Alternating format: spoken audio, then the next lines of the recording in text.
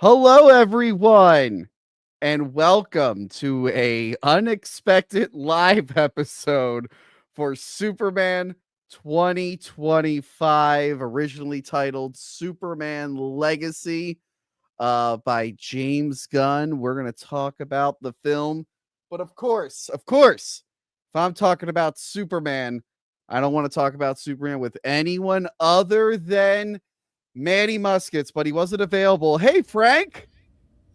Is Manny Muskets here? Or do I look No, like him? Is that what you're no, trying to say? Manny Muskets. You do look like him, actually. I am feeling super to be here.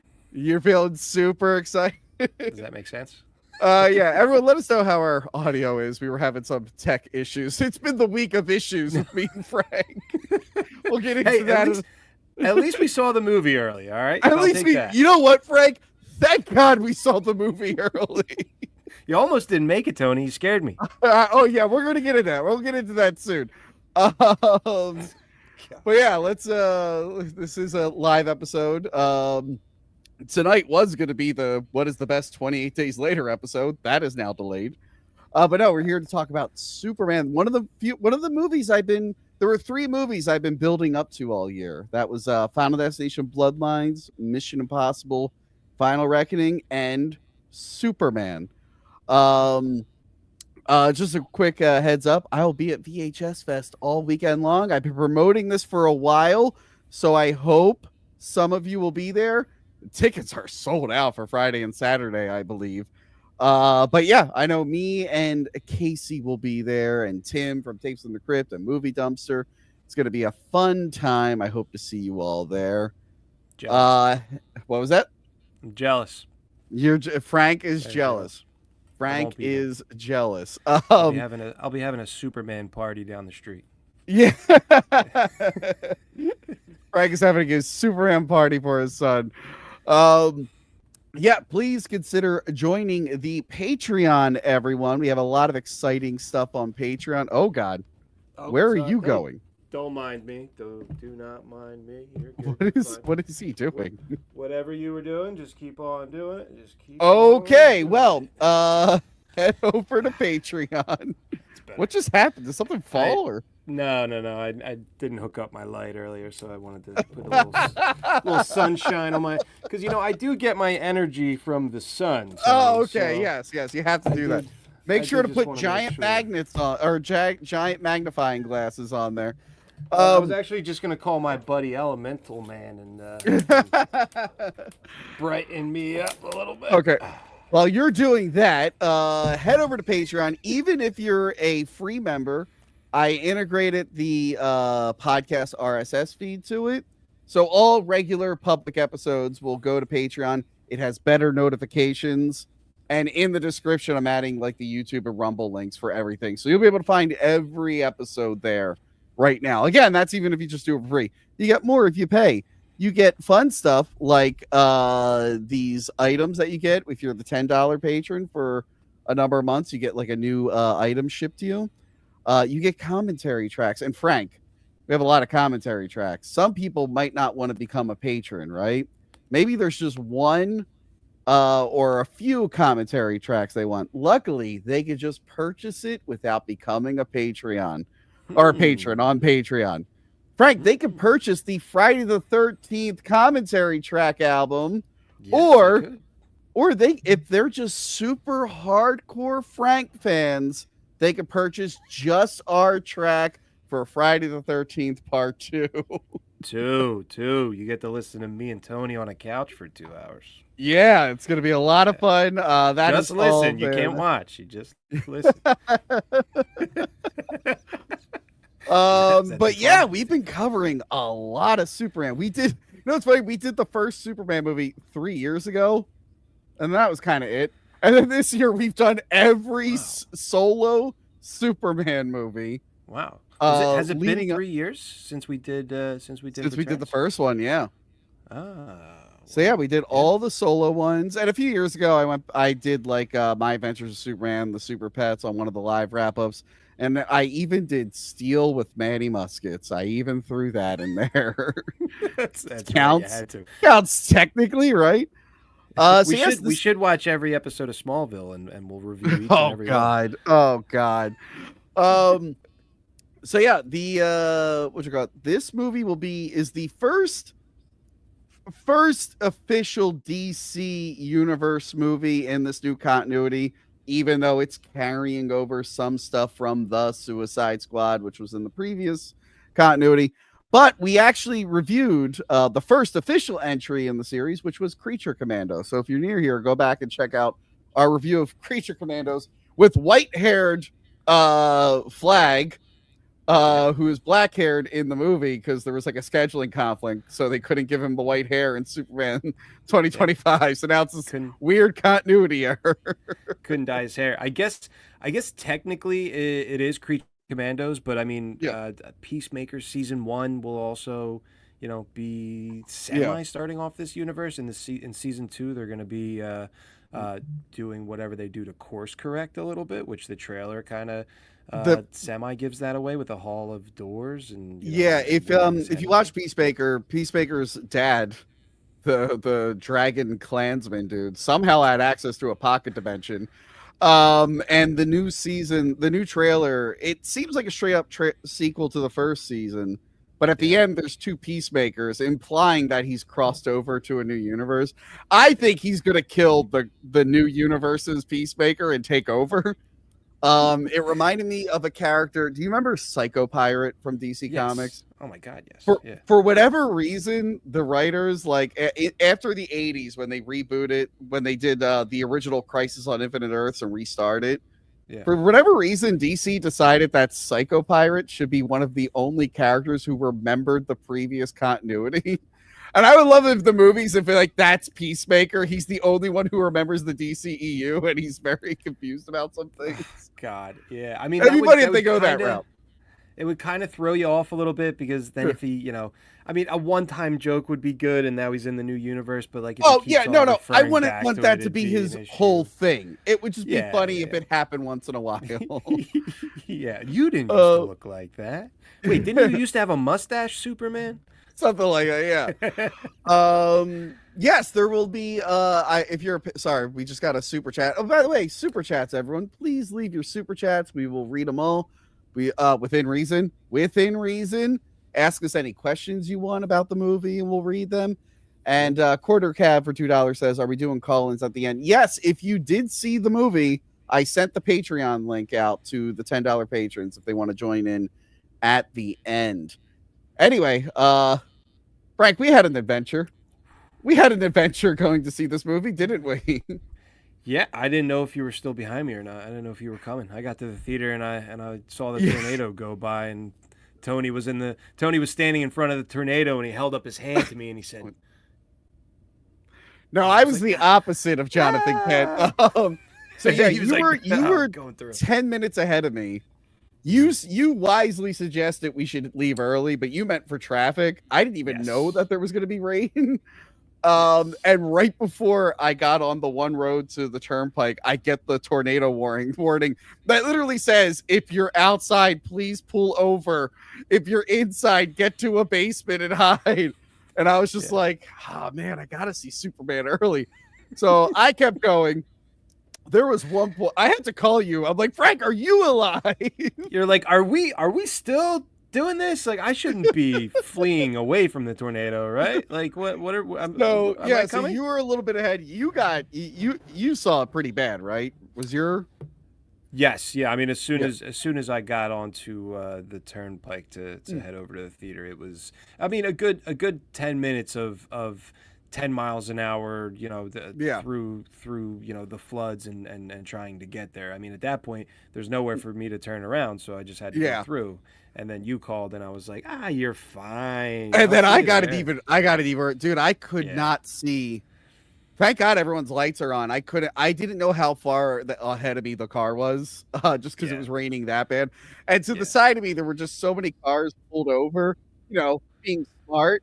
And I was all like, "The only night we can see Superman early." And I just want the fans to know that we put our lives on the line for you guys. And I it's why I told you, hey, if it's too dangerous and we're a little bit late, it's fine, it's okay. I didn't want anybody getting hurt out there, but it wasn't it wasn't extremely bad. I think we put our lives on the line, and I think that makes us deserve at least $500 worth of super chats tonight as a thank you. That would just be nice, Frank, if we got $500 worth of super chats. It would just be very, very nice. Yeah. So then requesting us go tornado hunting. I'll give you $500 if you go tornado hunting. It's like, well, wait, which I can do because I'm Glenn Powell, literally. Okay, I'm literally Glenn Powell. Oh, I do forget that sometimes. So we were gonna record this last night as a pre-recorded thing, and then the weather also fucked us up again. We've had bad weather around here.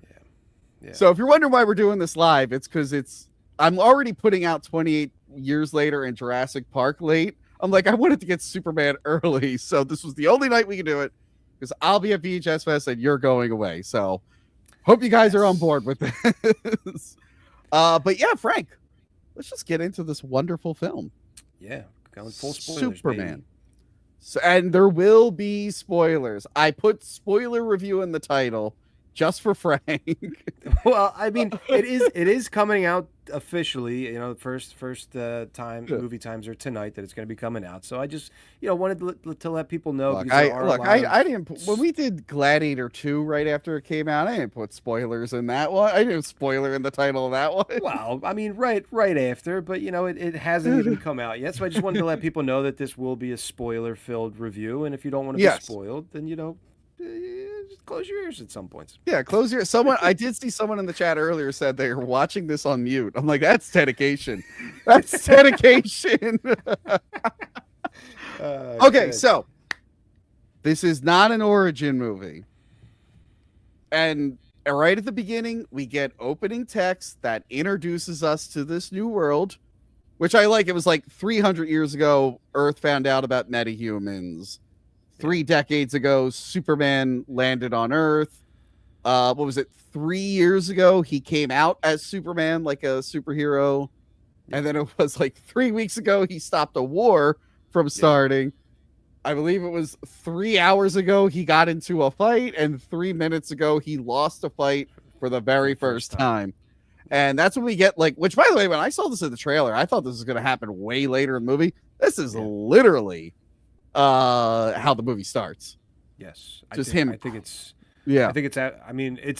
it's something fresh. I mean, we're not slowly building up to something to to finally get to these moments. I mean, especially with the way that this film is set up, already dropping you in the middle of this universe. It's kind of funny to already, the second that this movie starts, you're actually dropping us in the center of this fight to where it's like it's getting that point across to where listen, we're here. We're already doing this, and it's not even that difficult to try and comprehend and get your mind around. I mean, it's very well explained, and you kind of already know where you're at with these characters. So I loved it.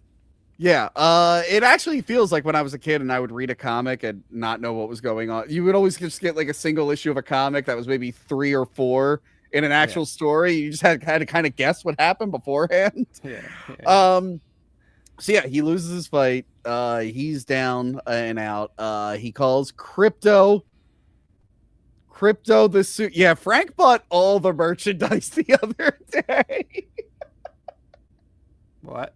He bought all the merchandise the other day. I wanted more. I actually thought about going back to get a little bit more because I was like, I don't know, dude. I'm driving by King of Prussia today. I could stop by and get that popcorn bucket. But yeah, I don't know. Maybe. Did you see what I ended up doing with the Lion King popcorn bucket?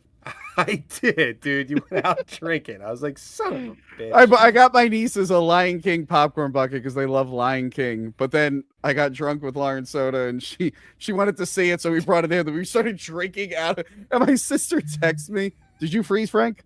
Okay, you're back. No.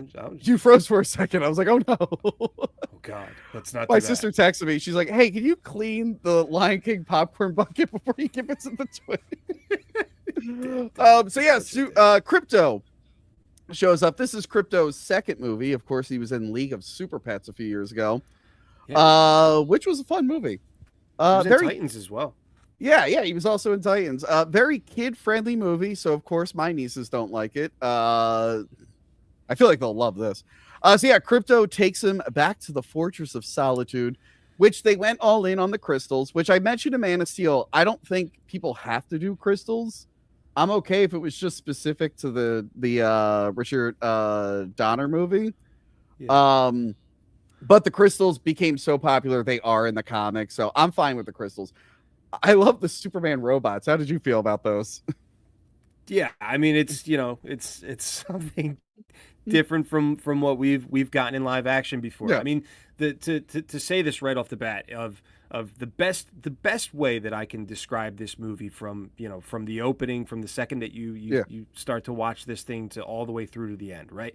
If you watch Man of Steel, right, and you take that whole entire movie scene by scene, frame by frame, and you put it and you try to turn the film into a comic book, you as you're flipping through it, you'd kind of be like, all right, this is a different take on Superman or a different look on Superman. You'd be it's like, not this is a usually very gray and right, desaturated comic yeah. book. But even story wise, like it's a little bit different, right? This film, if you take this whole movie scene by scene, frame by frame, and you put it into a comic book, it would be like you just picked up another Superman comic book off the shelf. Yeah. Like that's the best way for me to describe this film is that you're literally flipping through pages of a comic book from from the robots to Crypto to the villains, to where some of these villains take you, the places that you go. Like I love like that you're he in the middle of a comic.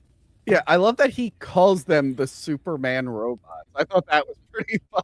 Yes, that was a little bit on the nose, but yeah. Speaking of comics, well, they're having fun with the cheesiness of it, which I think James Yeah. Gunn does a good job. He's like, hey, I know there's ridiculous stuff in the comics, but that's kind of why they were so popular. Let's just really embrace it. So the two stories, according to the one trailer, the two big stories other than early Superman comics that it drew from was All-Star Superman and Superman for All Seasons, which I have here, which does have a whole section with a tornado in it, Frank. I was skimming through it earlier because it's been a while since I read it. And yes, he actually saves the town from the tornado. Wow. And Wow. Jonathan lives.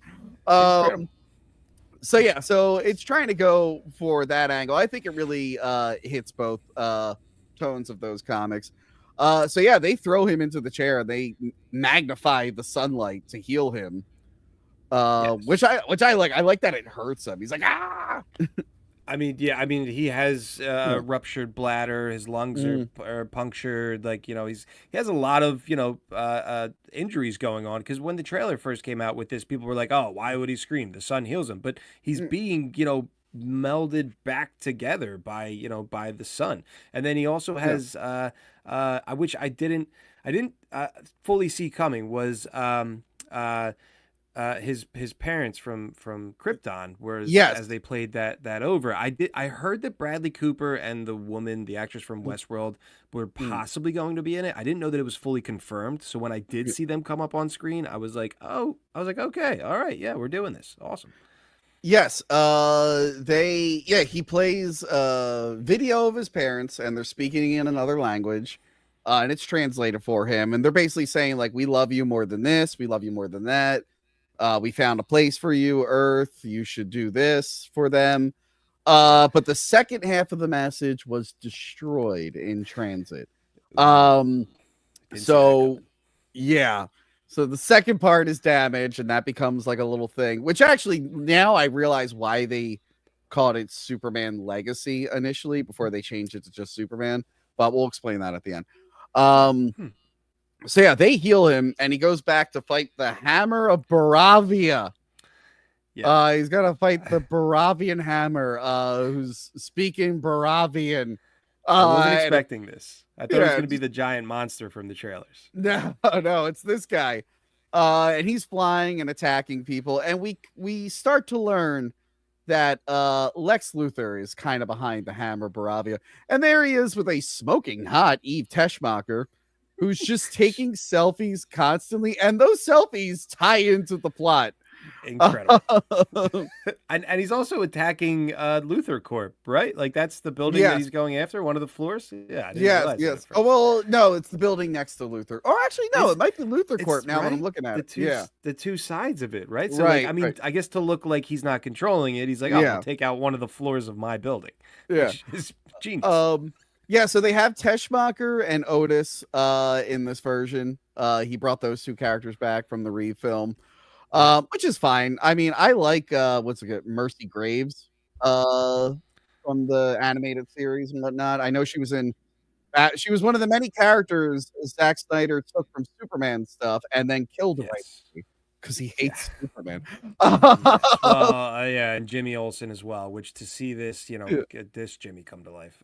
Jimmy Olsen dead, Hamill dead, Mercy Graves dead. It's like, Jesus Christ. I mean, he even killed Superman in his second appearance. And he also killed Superman. It's like, fuck, man. You know what I mean? Let it breathe. Which, anyway, I'll go on forever saying, like, okay, he had an Elseworlds type of vision. You can put it at that. But I don't know. You see something like this and you're like, it can be done. And people don't like that it's like a little bit comedic and fun at times. And it's like, well, I don't know if you have such a problem, if because there's people out there destroying it because of that. It's like, are you not really a Superman fan if you can't just sit here and enjoy what we're getting here? Like, I think it was fantastic. It was fun. So yeah, the Hammer Baravia fight kicks Superman's ass again. I forgot to put the slide in. He like falls down to the ground. He has that falafel cart guy help him up, who also plays a big part in the the story. Superman has very publicly lost his first fight. And the Hammer Baravia, it turns out it was being used by Lex Luthor. And I like that Lex has a team of nerds there, all with fighting scenarios. So they like been studying Superman. They know what he's going to do next. So they like shout out like counter moves that he then feeds to the Hammer Baravia, who we learn is Ultraman. Yes. Which there are many different versions of Ultraman. And me and you, like Ultraman and Bizarro are kind of like the same. I know they're two different characters, but they kind of act the same. They're like evil reverse Superman, sort of. Yes. And me and you, we were wondering what version they were going to go with, the alternate reality one or the clone one. But that's a mystery that gets solved later. So we know Luthor's pulling the strings here, manipulating world events. And then Clark goes to work with his broccoli haircut, because that's the style of the time. It reminds you like in this 2012 Spider-Man, they gave Andrew Garfield that weird floofy emo haircut. I'm like, man, that was the style of the time, wasn't it? Yeah, I mean, style of the times. Everybody's got their hair down. It's fine. Their face it's fine. Yeah. It's fine. I like it. And I like this because we knew from the trailers that Clark and Lois know who each other are. But I like that for like public appearances, they're like shitting on each other basically at work. They're making fun of his writing. She's being critical of Superman, and Jimmy Olsen, who is a redhead finally, is oblivious to all of it. So I thought that was fun that they're like playing up that angle. It's kind of like just hanging it out at the office, just bullshit with your coworkers, which, it's we don't. I mean, one of the only things that, I really you could use more of in this film is them at the Daily Planet and the Daily Planet team doing more. So I enjoyed the Daily Planet people. Steve Lombard was great in this. The little bit we saw of him, Perry White, the little bit we got of him was very fun. Dude, I would have liked to see more of the news team. Perry White is fantastic. I love the actor that they cast for this. God, I'm gonna mess up the guy from The Wire and the other CIA show that was going around. I forget what it's called. I didn't watch those. with Jim Halpert, that one. Yeah. Oh, Jack Ryan. Jack Ryan. Yeah. How did I know that? I didn't even watch that show. Because Jim Halpert, dude. Who doesn't? Jim Halpert, John Krasinski was the voice of Superman and Super Pets. Anyway. So later that night we see that yes, Clark and Lois have been dating for 3 months officially. I don't know if we know how long she's known he's Superman, but they've been dating for 3 months. She makes fun of him about how like you can't just keep interviewing Superman. People are gonna realize that you might be Superman. And he goes, well, the glasses, which by the way, there's a scene later where they explain the glasses that I missed because I was in the bathroom, and thank God someone's just sharing. It's the only time I'm happy someone's sharing spoilers on like Facebook or Instagram reels because I got to watch the scene that I missed. That's right. I So they mentioned the glasses. I forgot you went to the bathroom after the film to tell you, kind of fill you in on what you missed a little bit. But then you came back, and I'm like, well, I'm watching, but like I don't want to talk too much. But it's like it's fine. It's fine. They explained the glasses. That's what it was. But which is kind of cool. We kind of I think we heard about that a little bit beforehand from James Gunn, that it was more of a the hypno glasses from the comics that changes the shape of his face a little bit, which is cool. I mean, Christopher Reeve never needed that, but well, there are a lot of people who like nitpick Superman, like how do they not tell with the glasses? Which though, if you read the comics, it's like he has like Martian Manhunter or robots pretend to be Clark. So there's been plenty of times where Clark has interacted with Superman. No one questions it anymore. Yeah. But people who only see the movies don't really get that point of it. And the movies, to be fair, the movies never really address it a lot. So yeah, the hypno glasses I thought was funny. And another complaint before we get back into it, I remember I mentioned this recently when me and Angela went to see Final Reckoning. She saw the trailer for Superman. She just went, I don't like Superman because he's so overpowered. And I'm like, that is someone who's never really read the comics. And if you only watch the movies, that's a fair criticism. It's just like, oh no, he gets his ass kicked all the time. And this movie addresses the people who say that. I think it addressed it a little too much. He was getting his ass handed to him the entire movie. I'm like, all right, didn't have to be the entire movie. Here and there would have been fine. I know that we're just starting out in this universe, and I'm sure that he'll get, a little bit stronger and a little bit more confident, a little bit better as we go on through the films. But yeah, I mean, he got his ass dragged, around the whole film. So, which is, I mean, it's fun to see, but every once in a while you'd like a stoic Superman that's enjoying himself, which I think he did during some of the fights. Like, he was still out there kind of enjoying himself. The one with Crypto later on, the one when he's fighting the monster and going through the fire and all of that. Like, you do get these fun, confident moments of Superman, but then he does end up getting hit real hard and then hits the ground. And it's like, okay. So she interviews him. By the way, Rachel Brosnahan, beautiful actress. Gorgeous. Yes. Although her face looked very like I don't know if she was just overdoing the whatever Botox or whatever. Her face looked rock solid. Jeez. A very gorgeous woman. I really liked her in House of Cards from years ago. She was like in the first 2 seasons of House of Cards. Yeah. I don't like her enough to watch that Miss Maisel show. I watched the scene where she pulls her boobs out, and that was it. I'm like, I don't need to see the rest of the show. But she nails the Lois Lane character perfectly. I didn't watch Nails. Yes, I didn't watch again, I haven't watched a lot of Superman and Lois. I did like that Lois though from the little bit I saw of her in the CW crossovers. I thought she was pretty good.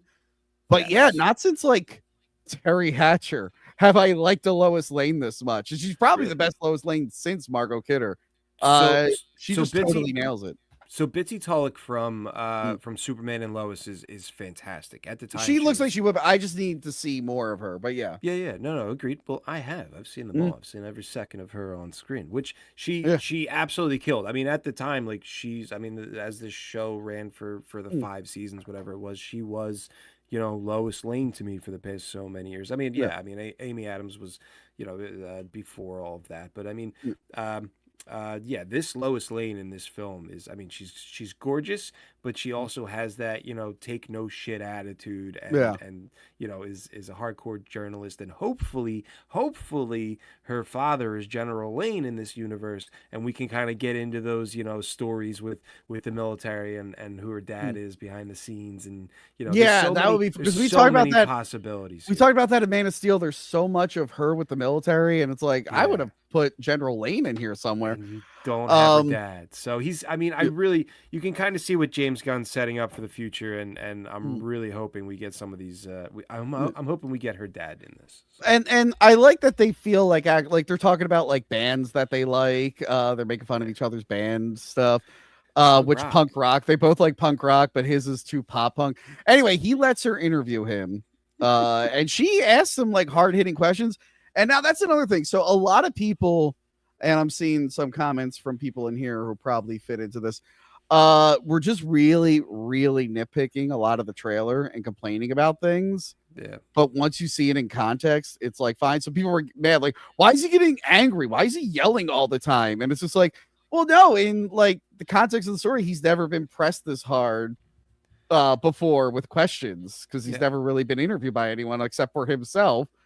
Yeah. And he's not expecting it from her to be this. And she's just like, you should. She's like, do you think it was right to go into that country and whatnot? And then she brings up social media, which really gets under his skin. Wow. Uh, Super shit. It was also the first time that she or that he did something on his own terms, to where yeah, he went and, I mean, without, not just being in America, but yeah, he made a big decision that was, not world changing, but mm, people to the whole world to put a spotlight on him. Like, okay, now is he just gonna do as he pleases whenever he wants, type of thing, to stop mm, things? But and it angers him. I mean, people were going to die. Like, that's, he yeah. cares so much about humanity, and he has so much humanity in him, that it's like, dude, does humanity themselves not care that that this was about to happen?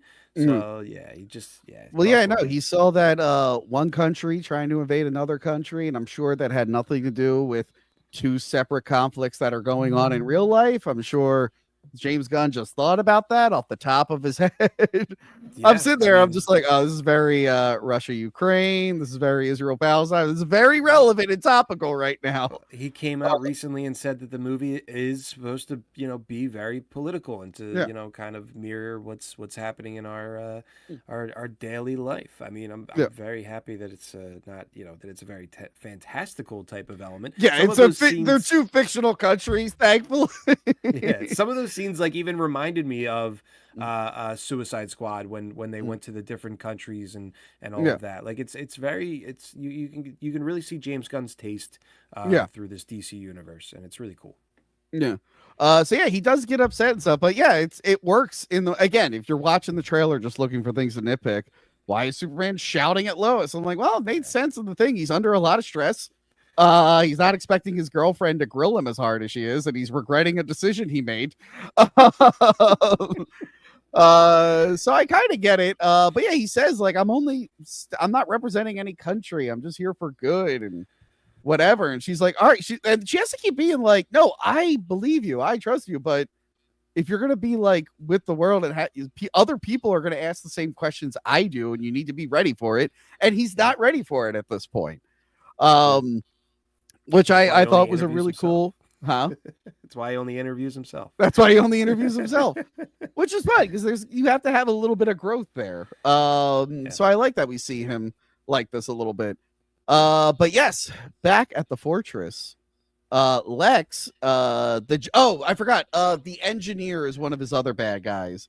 I'm not familiar with Yes. this character in the comics. I'm assuming they're new, but she had her blood replaced with nanites, so she can make like weapons and stuff. And we also forgot to mention, Lex is trying to pitch to the government something called Planet Watch, uh, which is his team that would stop aliens and metahumans.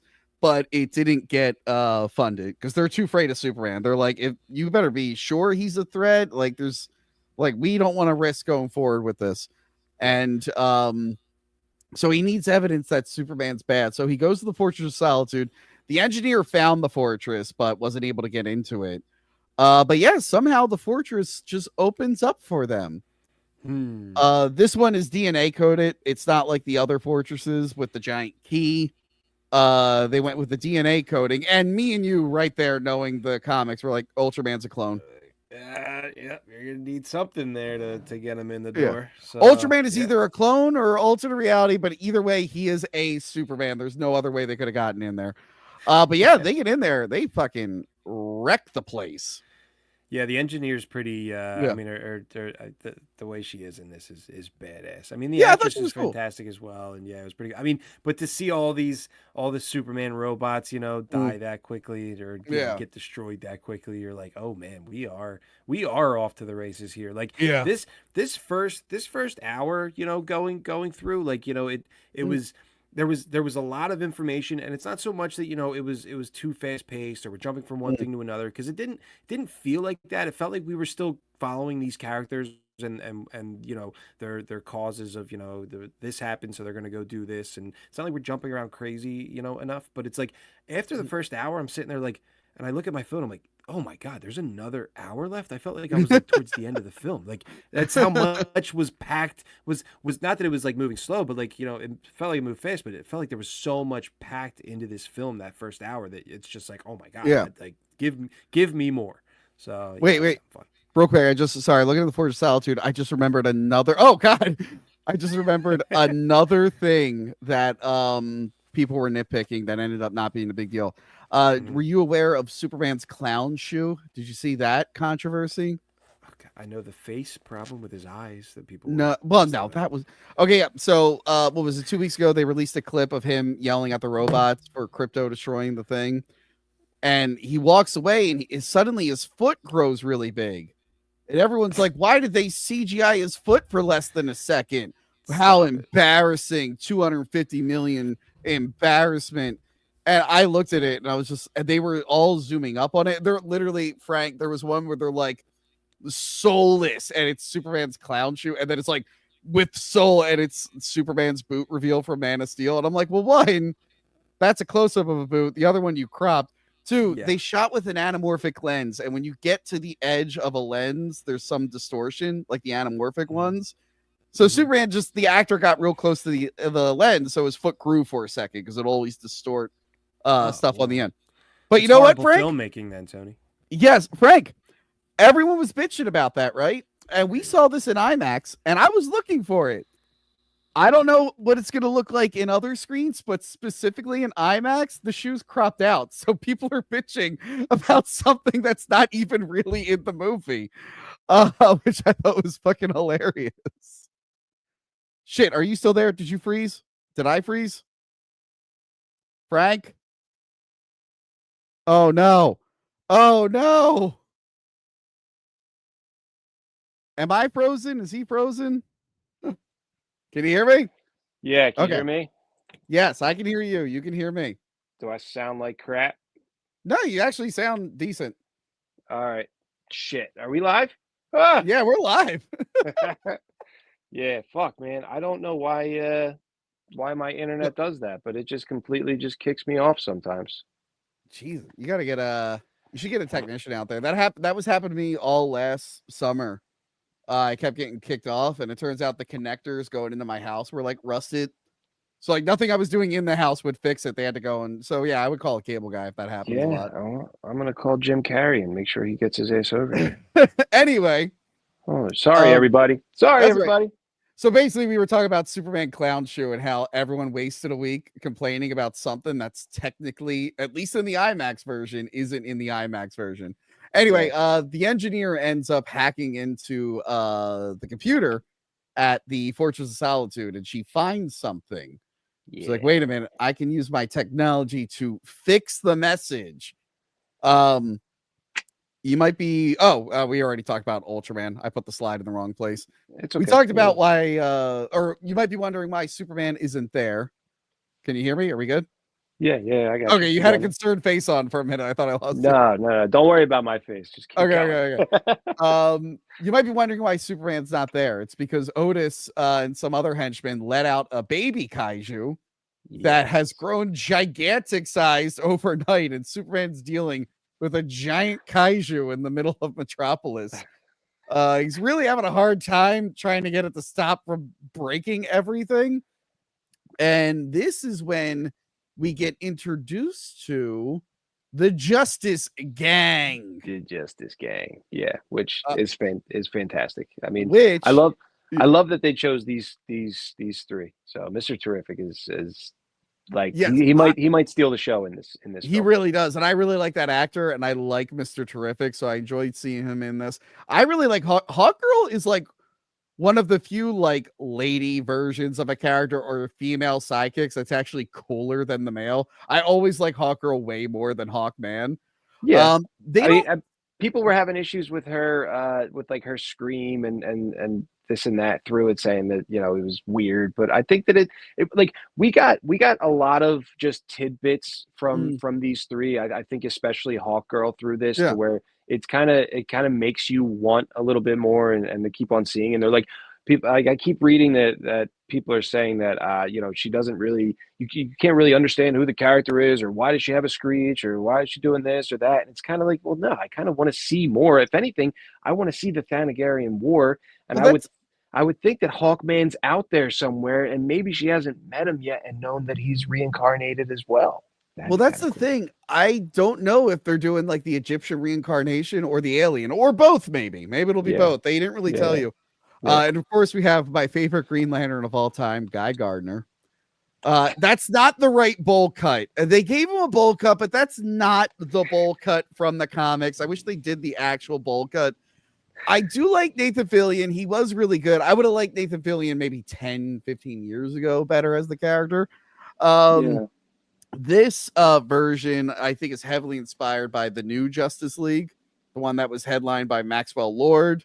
That's when Justice League was corporate sponsored, which people were bitching about, like the costumes. Like, yeah, well, this is like a corporate thing, so these are like uniforms. That's why they're very samey looking.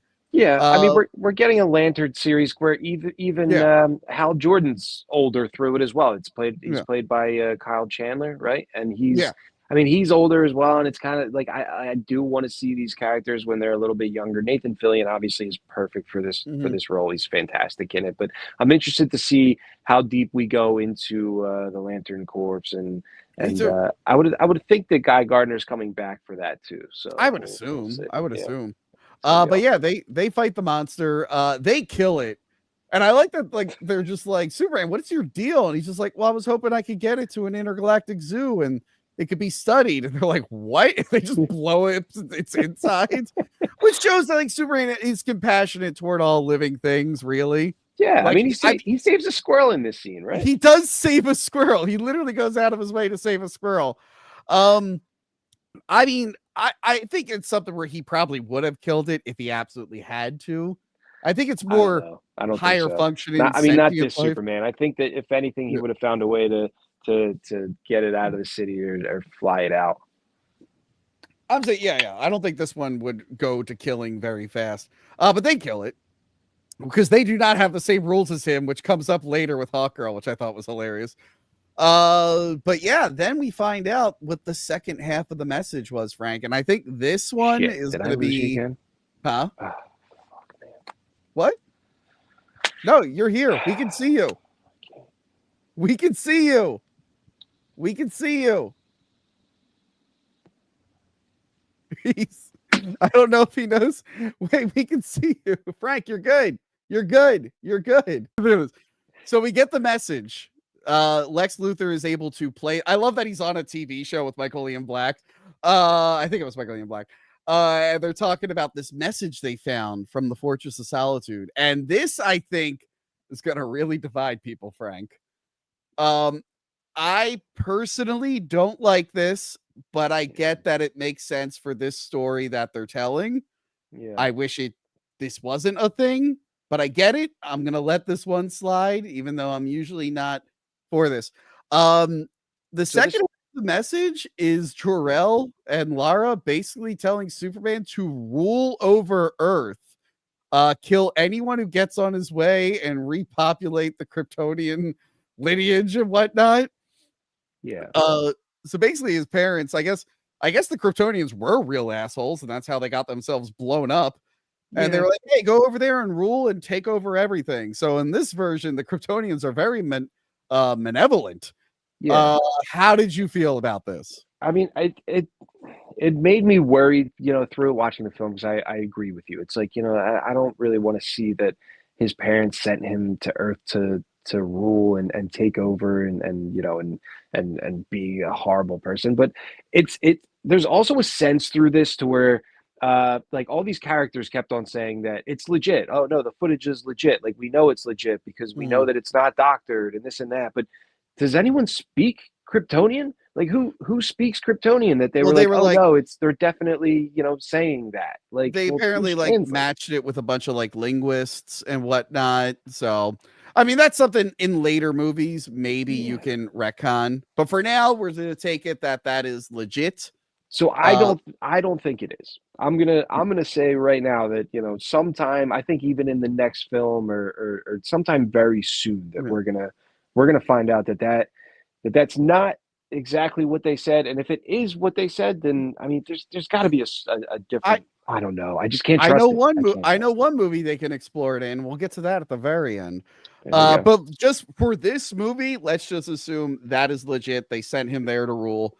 Yeah. It's very different. If you want to add some different stuff to your Superman movie, that is one way you can do it. Again, I wish they didn't, but it makes sense for this movie. Like, we have a Dark Knight review coming out in a few weeks. Woo! And we basically said, like, yeah, we kind of wish Two-Face didn't die, but it made the most sense for that story they were telling. So I'm putting that there. I'm like, I don't like it, but I get for the ending that they were going for it to hit harder. I understand why they did this. I don't trust it. I don't think it's true. So that's all. But yeah, again, they could totally go back and change it if they want. But yeah, Superman is like having a meltdown. By the way, the crowd just turned. This movie is very cartoony. The crowd just turns on him at that moment. Yeah. Dude, it's so cartoony to a fact that even during all of the battles, like when he's fighting the monster or Ultraman or anything like that, like all of your citizens are just staring up. Like they're not like there's not a lot of running or like there's evacuation, I guess, later on, but like no one's running or doing anything crazy to where it does kind of make it feel like it's a comic book to where they see stuff like this every day, like, and nobody's panicking, which I kind of liked. Yeah, I think that's the idea they were going for. It's like, we've seen this. Like that one guy like doesn't leave his store right away because he's like, I'm pretty sure they got this. But yeah, the whole world watches this message, including everyone at the Daily Planet, including Cat Grant, which holy shit, we need more Cat Grant in future films. I'm glad they put those bad boys on display. Which is very comic accurate, by the way. Very comic accurate. They made a point to every time that she was on screen. She was never shot from the neck up. I'll give you that. Oh, she like bounces in slow motion at the end. I'm like, this is perfect. This is great. This is great. And then of course, I went right away and followed that girl on Instagram. So yeah, everyone sees this happening. Everyone hates Superman. He's in a Simon Stagg building. There is Simon Stagg stuff all over this film. Stagg Industries is everywhere. Later on, we see Lois has boxes on Stagg Industries. Yeah. I think that's something we're going to explore later because famously, if you ever play like Arkham Knight or just read the comics or watch like The Flash, it's like a very like evil company. And the guys usually, it's like Roxxon in the Marvel universe. They're just like a very like malicious company.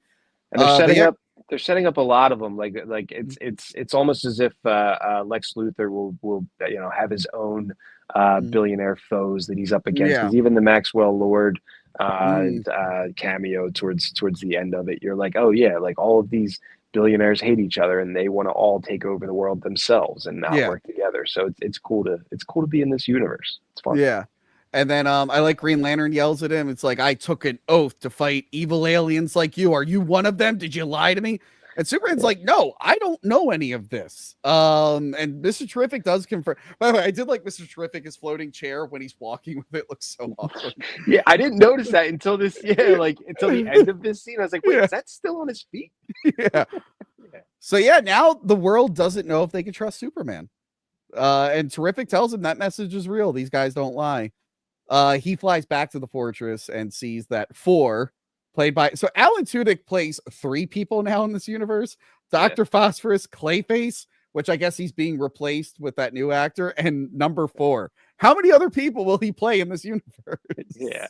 I mean, he's got a great voice, man. You got to use him as much as you can.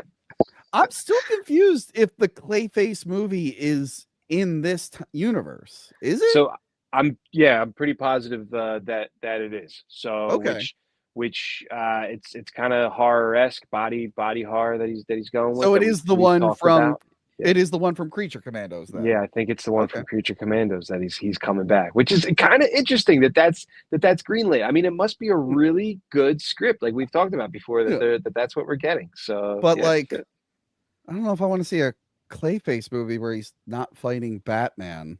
So like there's got to be. I mean, people have been saying it for years, right? You make one of these villain movies, but you have Batman slowly creeping through the shadows through the whole thing, like from a villain's perspective. So like if that is what we're finally getting here, that would be kind of cool with a Clayface. So yeah. Yeah. But yeah, we'll see what happens there. But yeah, Superman realizes his dog's gone. Oh God. And he's pissed. Oh, Where's the dog? And again, that's another one. People are nitpicking, like, why is he getting so mad at this dog? And like, well, you didn't see the movie. He just found out his entire life's been a lie. Yeah. So he's a little on edge. So Corn Sweat and Nicholas Hoult were just recently talking about the way that all of these characters feel about animals. Like the way a person treats an animal tells a whole lot about a person.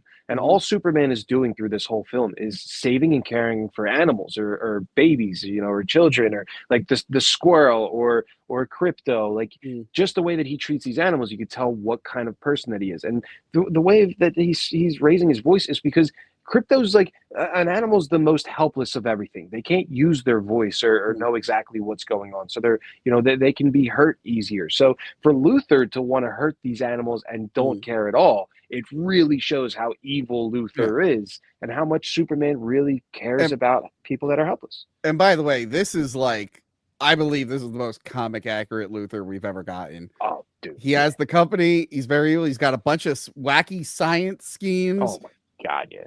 Like, what's his face? The Zack Snyder one had the company and stuff, but then was just fucking weird. Yeah, didn't have the personality. He didn't have the personality. I don't know what the fuck he was going for with that. Dude, but Nicholas Hoult, other than, I know, like, his voice, I wish he got like a deeper voice guy to play him, but I think he nails it. And he's bald the whole time. He's not wearing wigs. They didn't do the long hair. What they were like, hey, why don't we just make Lex Luthor bald?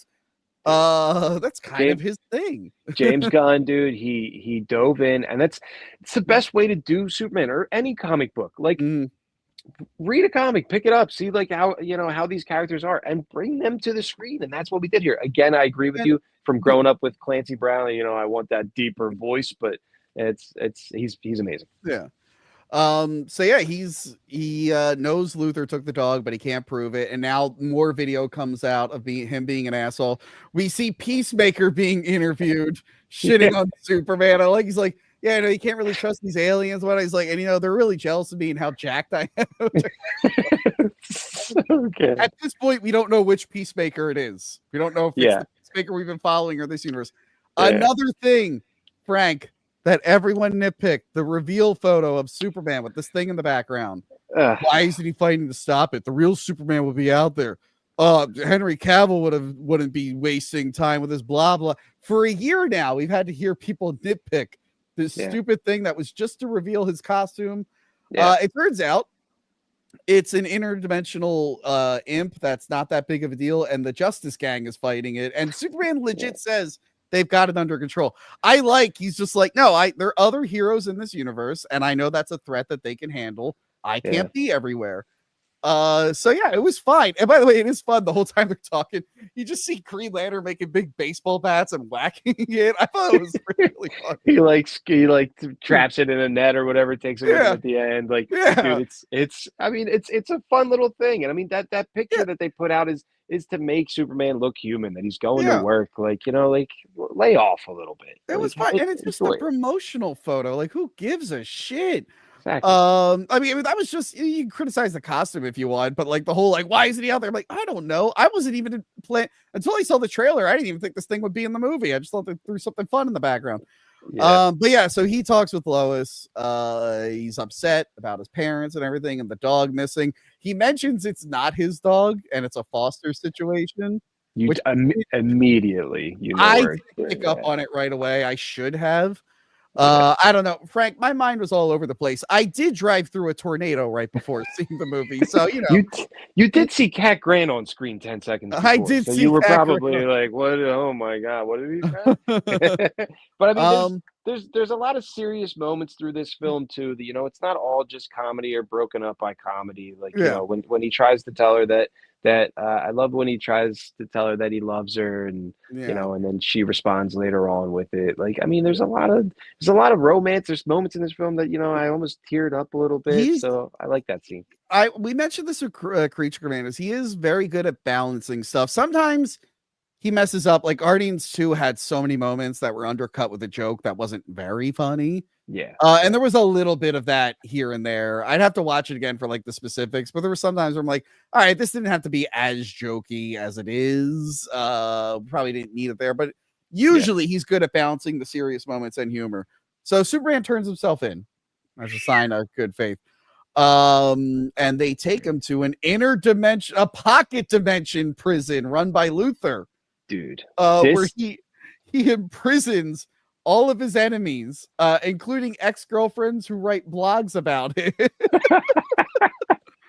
And we see he's created a pocket dimension. He has an army of monkeys on social media writing bad stuff about Superman. Awesome. Yeah, super shit or whatever. Yeah, hashtag super shit. As soon as this came up on screen, dude, I like as soon as Lex, enters into this pocket dimension, I knew that we were there. Like I literally said out loud, yes, because like you're finally putting on screen and giving us this universe of fantastical elements and these places that we want to go that DC is filled with. Like it almost kind of reminded me of like a Legends of Tomorrow or Doom Patrol kind of feel, that it's like, yeah, if we're gonna do this, we're gonna dive all the way into this and we're gonna do it. I mean, plus it's cool to see it in this first film to where this let me show you the world that we are about to take a journey on here. Like we're not gonna ease into it. Yeah, this is more like not so much a Superman movie, but just introducing us to the whole DC world. Like, hey, this is some of the stuff you're gonna see.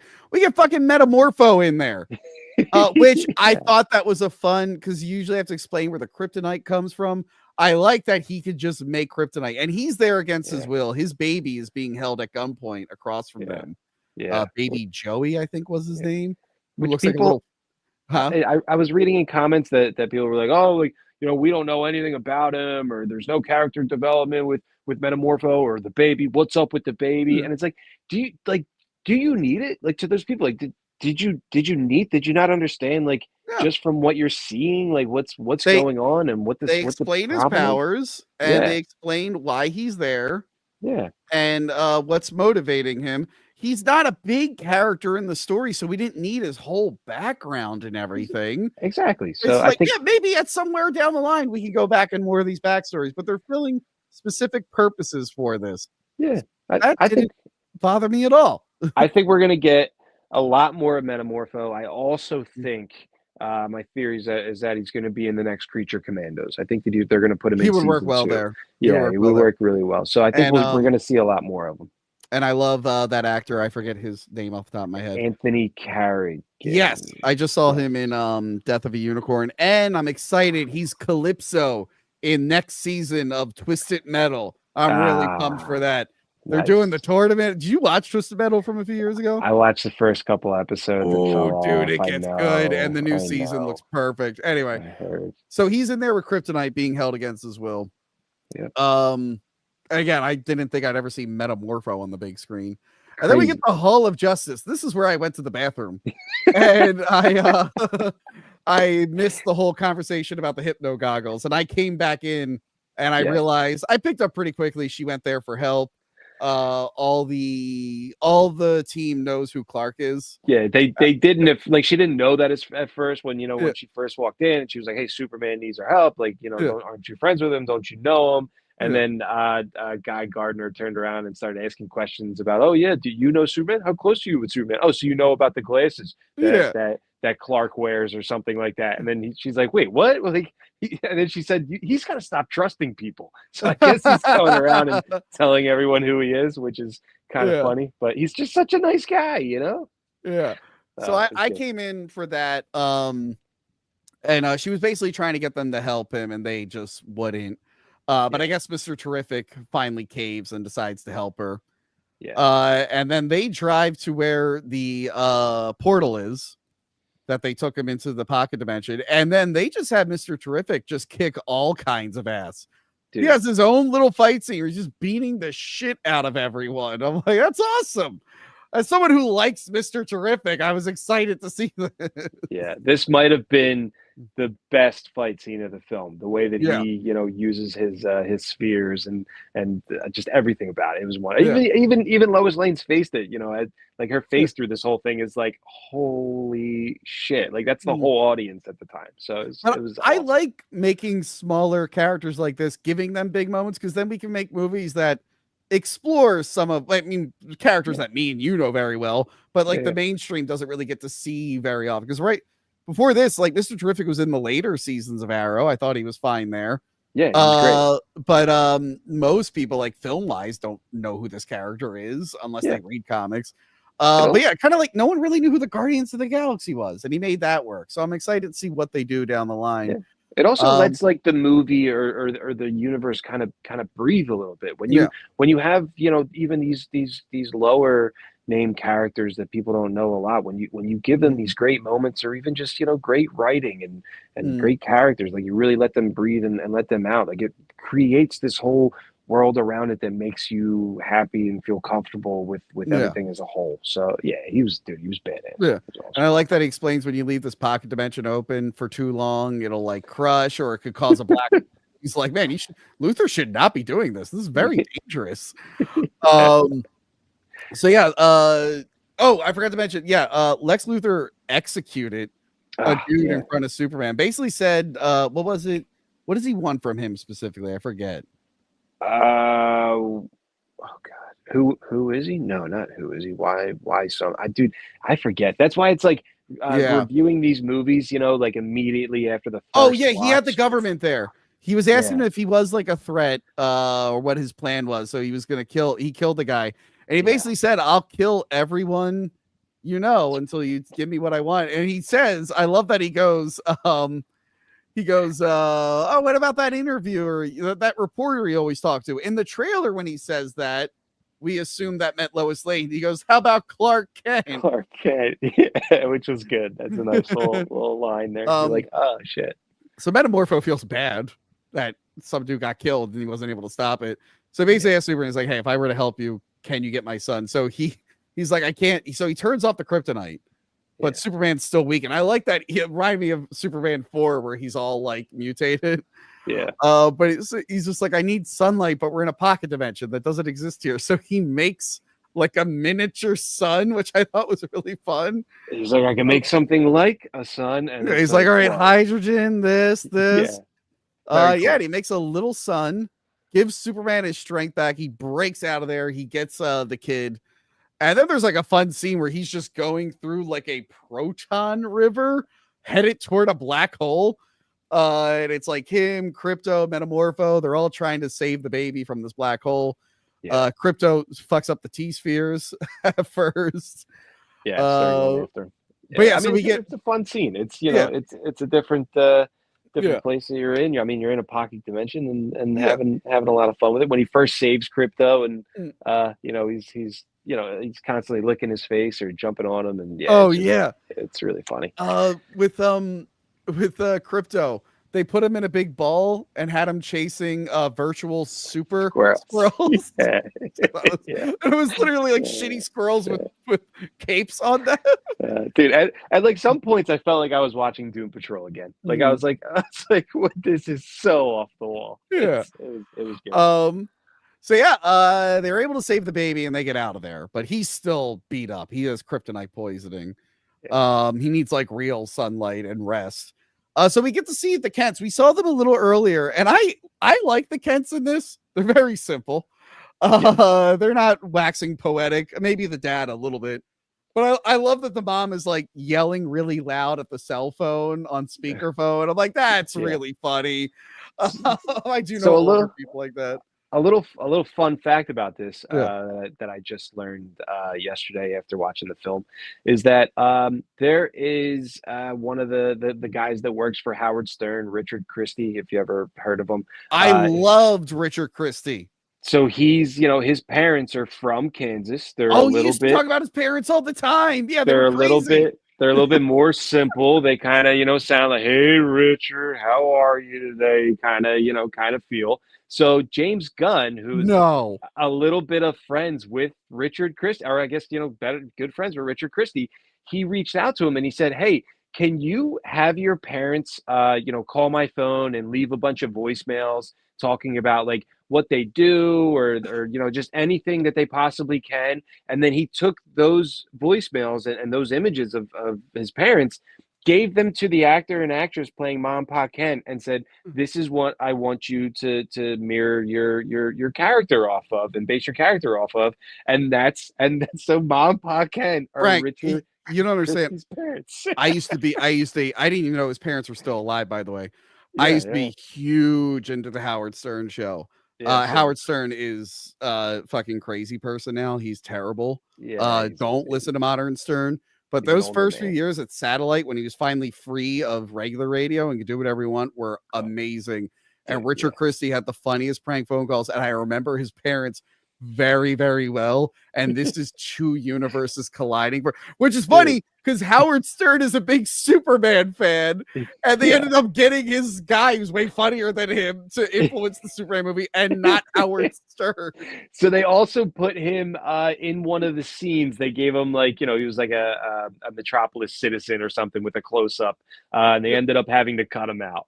But hopefully they show that scene one day and they can release it. Frank, could you imagine being in a big DC Comics movie and getting cut out? Could you imagine it? So, actually, something that we brushed over real quick. Okay, let me put this one out there. Okay. So there's a moment in this film when Lex Luthor releases the rest of what Jor-El says, saying that actually he sent him here to be an evil person and take over whatever it is, right? Yeah.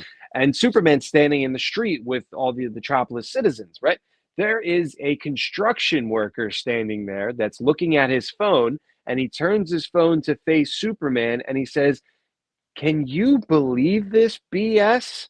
Yeah. So that line, I auditioned for almost more than a year ago, right? So I auditioned for that part. They made me sign an NDA and this and that to get what I thought was going to be a portion of a little bit of the script, at least a page.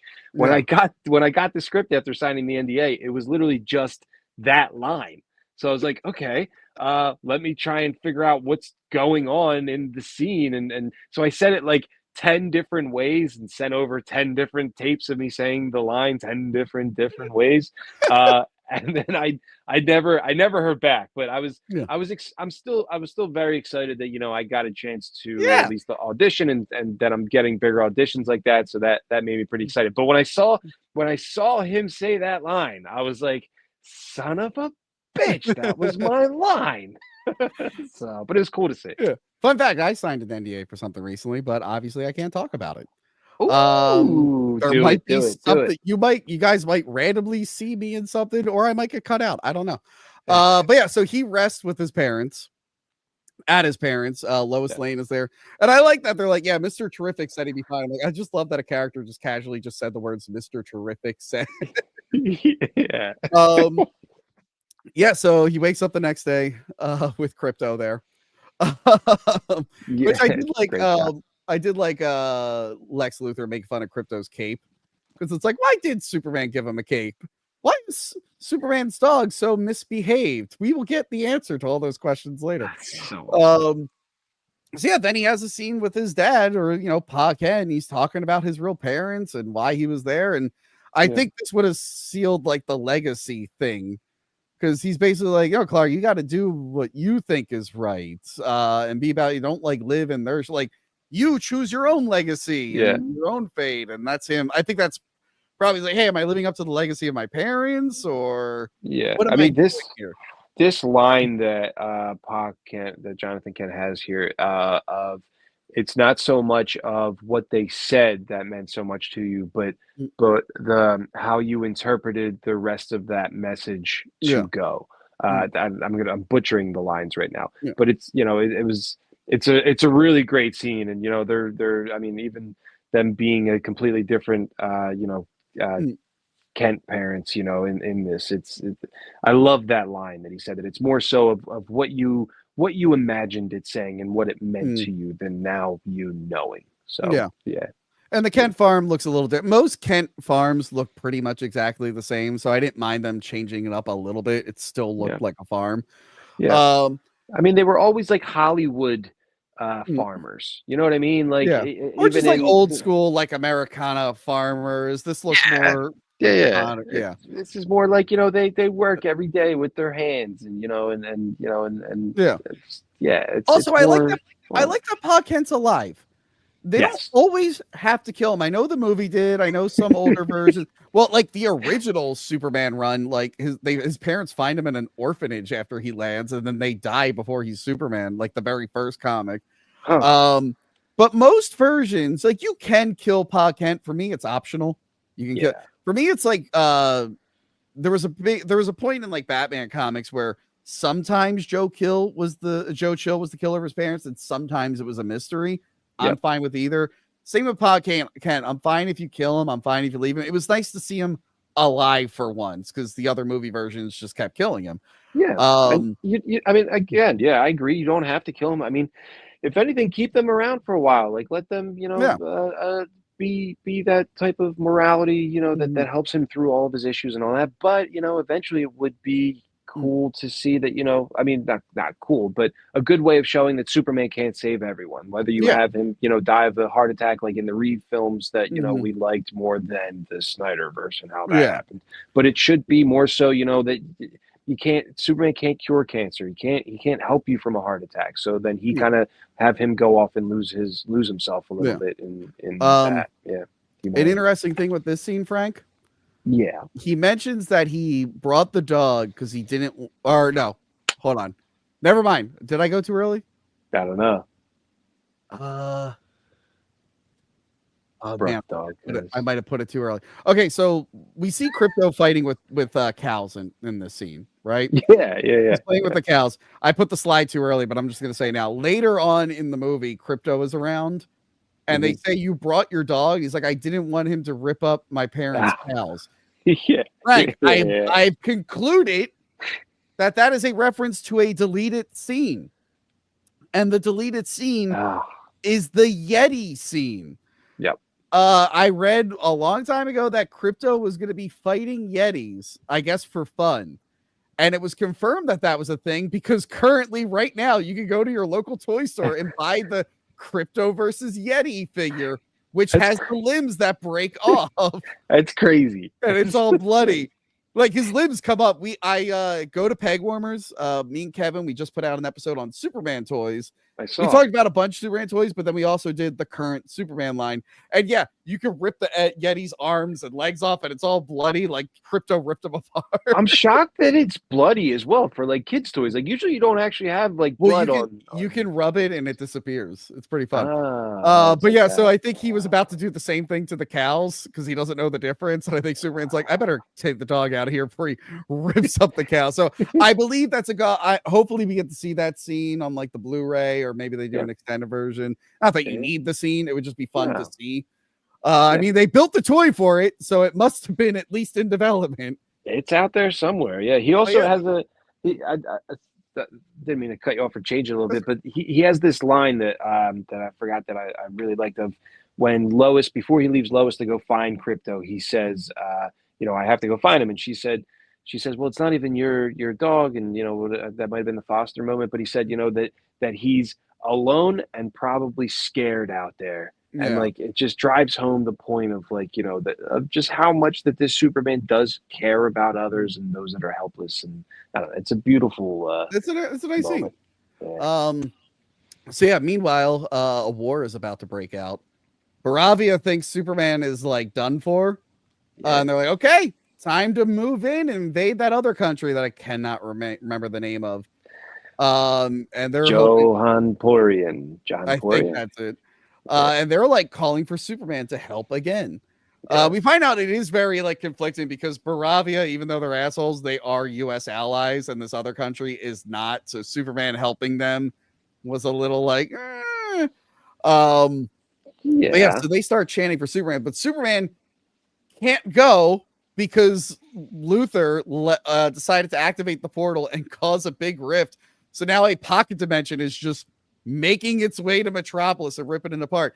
And Frank, we get a shit ton of destruction in Metropolis and buildings falling over.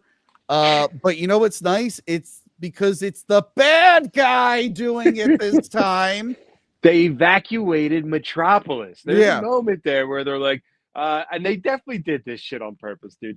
And it went over all the phones or the sound systems. Evacuate now, please evacuate. It's like a 30-second thing. And what? You're telling me that everybody in these buildings are gone now? Like even the turtles that they're all gone.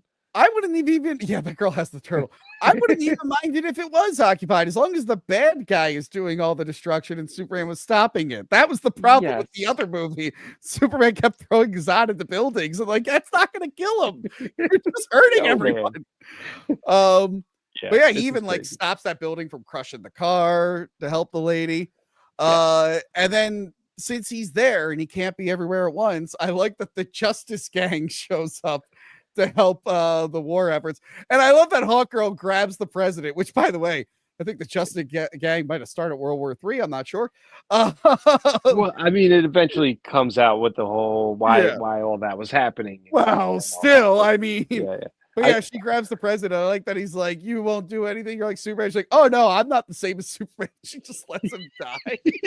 Yeah, that's right. I totally forgot about that. It reminds me of the Dark Knight Rises, where Batman doesn't kill, but Catwoman's like, oh, I'm not like that. I'll just shoot Bane. I'm gonna fuck. That's right. And then there's a really quick cut of as soon as he's falling and as soon as he's about to hit the ground, it cuts to the glass of water being the Alka-Seltzer being dropped. Yeah, very good. And I forgot to include the slide, but I like the Green Lantern just making all the fists blow up all the tanks and stuff, and the big middle fingers coming out of the ground. Dropping all that was awesome. Another thing online where people clearly didn't read comics. They're like, shouldn't his constructs be tethered? It's like, no, not always. Yeah, no, they don't not always. If you read a few books, you'll get that. People just like to complain, Tony. That's what I'm getting. And I'll just go back to saying, if you're a fan of Superman, enjoy it. I mean, it's what you got. You got a comic book, an actual comic book, film. So I love it. I love it. So good. Someone in the chat is saying that I clearly didn't watch Man of Steel. Wow. Did you know I didn't watch Man of Steel? I'm not going to read the chat because it's not a super chat. Obviously, if you want to leave a super chat, go nuts. Hey, listen, I would read the chat, but I'm on my phone, and that's okay. Frank, can you believe I talked? You believe I talked with you for 3 hours about a movie I didn't watch? No, to be honest. No. 2 hours and 58 minutes, Tony. It was not 3 hours. Anyway, Superman gets into a fight with the Engineer and Ultraman. And I like that the Engineer, they beat him up just enough, and the Engineer puts all the nanites in his lungs. Yeah. So they're can he survive without air? Yes, he is super strong, but can he survive without air? Now, older Supermen were able to go to space without air. I don't know what this Superman can do. I think they were testing this out for the first time. Yeah, I mean, it's also filling his lungs and expanding his lungs and contracting, his insides and all that, which was intense. I mean, Watching this on film, I mean, there's always, a moment in these movies where, the good guy's going to be in a lot of danger and a lot of trouble, but they somehow come out of it. But I mean, this was intense, dude, being covered by it all and the nanites going into him, and then Lex kind of smiling and his whole team as well. There's really not anybody on that side except for Eve, I guess, that, that are watching these monitors and kind of a little bit worried. They're all completely against Superman. I mean, they want to make Lex proud, but sorry, we forgot little side plot. Lois is able to drive the T mobile, whatever it is. She is working with Jimmy Olsen to get insider knowledge on Lex Luthor, because Jimmy Olsen used to date Eve Teschmacher, and she's obsessed with him, and apparently she's in his phone as Mutant Toes. Yeah, because I guess she has weird feet. Was that the thing? That was when I started to go to the bathroom. That's the joke, because somebody else also says oh, are you dating that hot girl? And then or maybe it was Lois, and he was like, hot? It's he didn't even think that. I think that it was a little bit over the top that Jimmy wasn't very interested in her or anything like that. If anything, Frank, I would have liked it more if he was fetish afraid. Guy, and she had weird feet. He didn't care about her face. Oh my god, anything else. That's it. Jimmy Olsen is a creepy foot fetish guy. I guess I didn't really put that together. But that's my interpretation. It makes sense. Well, yeah, I love that she had been taking selfies the entire time, but in the background is all of Lex Luthor's plans, like invading and taking over the country and the pocket dimension and Ultraman. And eventually Luthor tries to arrest her too, or like puts her into the thing. I love that she went into the storage closet, and then it's Ultraman that hears her and catches her. Yeah. So Lois is on her own thing to expose Lex Luthor as the person who started the crisis and is manipulating all these events. But yeah, so I like that they put all the nanites on Superman. He just starts flying up. Yeah. And they completely encase him, and then he falls down. And they're like, oh, I like Lex is like, oh shit, he's the only one protected. He's like, engineer, you gotta get off of him. You're not gonna make it. Very brain versus bronze, if you ask me. That was the whole thing. Brain beats brawn because Lex just assumes Superman is dumb. Yeah. No, not really. No, that was awesome. Because then you take engineer out, and now it's your big fight. Yeah, engineer is down. Ultraman is busted and takes off his mask, and it's covered here. He is a Superman clone, which again we called, and also there were times where he was walking like David Cornsweat. So yeah, but he's like a brain dead one. Like his brain doesn't work quite right. So Lex keeps getting the point across that he's kind of dumb and he's stupid, or he's you see him here and he's not the brightest. But through the whole film, his techies are screaming out the fight moves, and he has over 4,000 C-74, 4,000 fight moves, 40-14, and this and that, that he can do. So it's like, well, he's got to be smart enough to memorize 4,000 fighting moves, right? Like, how dumb can this guy be? Maybe it's just programmed in his brain, and it's just all instinct. Yeah, but maybe. I like that Superman gets his ass kicked again. But I like that he realizes that they're all watching from these like orbs, and he's just like, "Oh, I know who can take care of those orbs." And Crypto comes in and destroys all their cameras. Brains versus brawn. Yeah. And Crypto comes in and saves the day. So he fights Ultraman, who does get sucked into a black hole. And for me, I'm just like, is he gonna come back as like Bizarro or something? They keep it open-ended where he could come back as something else. Yeah, definitely. I mean, all the comments that I was seeing was people saying like, "Oh, this Superman kills, this Superman." I mean, it's everyone who's defending Snyder. We're just like, stop defending this and that. Just enjoy the film for what it is. But everyone's like, "Oh, he killed this Ultraman. He killed him." But it's like, well, no, Superman knows black hole. I think Superman knows that he would survive that. Yeah, and then, but it's also like that little comic tidbit at the end that it's like, oh yeah, he's definitely coming back. Like, that's not the last that we've seen of him. So I totally see him coming back as a Bizarre, but also in like superhero comics, like people are falling into black holes and stuff. They think that sometimes a character will die, or they think a character will die during a fight. It's not necessarily killing him. If there's no body, then the character did not die in the comics. And I love Mr. Terrific needs help shutting down. They need to put a code into the portal to reverse the dimensional rift. I have to quit messing around. It's like, I'm doing important stuff. I like that. Then he goes like fucking. They send the Raptors, which are Lex Luthor's army, which are wearing purple and green mech suits. So you're gonna get that at some point. I can't wait for that. Why did this just blow up? Okay. Uh-oh. Casey, I am live streaming. Casey, I'm live. She doesn't watch this. Hi, Casey, if you are. Ask me about VHS Fest. So he like beats the shit out of all these Raptors. Did I not include a thing with the Raptors? I didn't. God damn it. No. Because it was in the trailer. I like that he punches. It looks stupid in the trailer, but in the moment I was digging it where the teeth come out and hit the camera.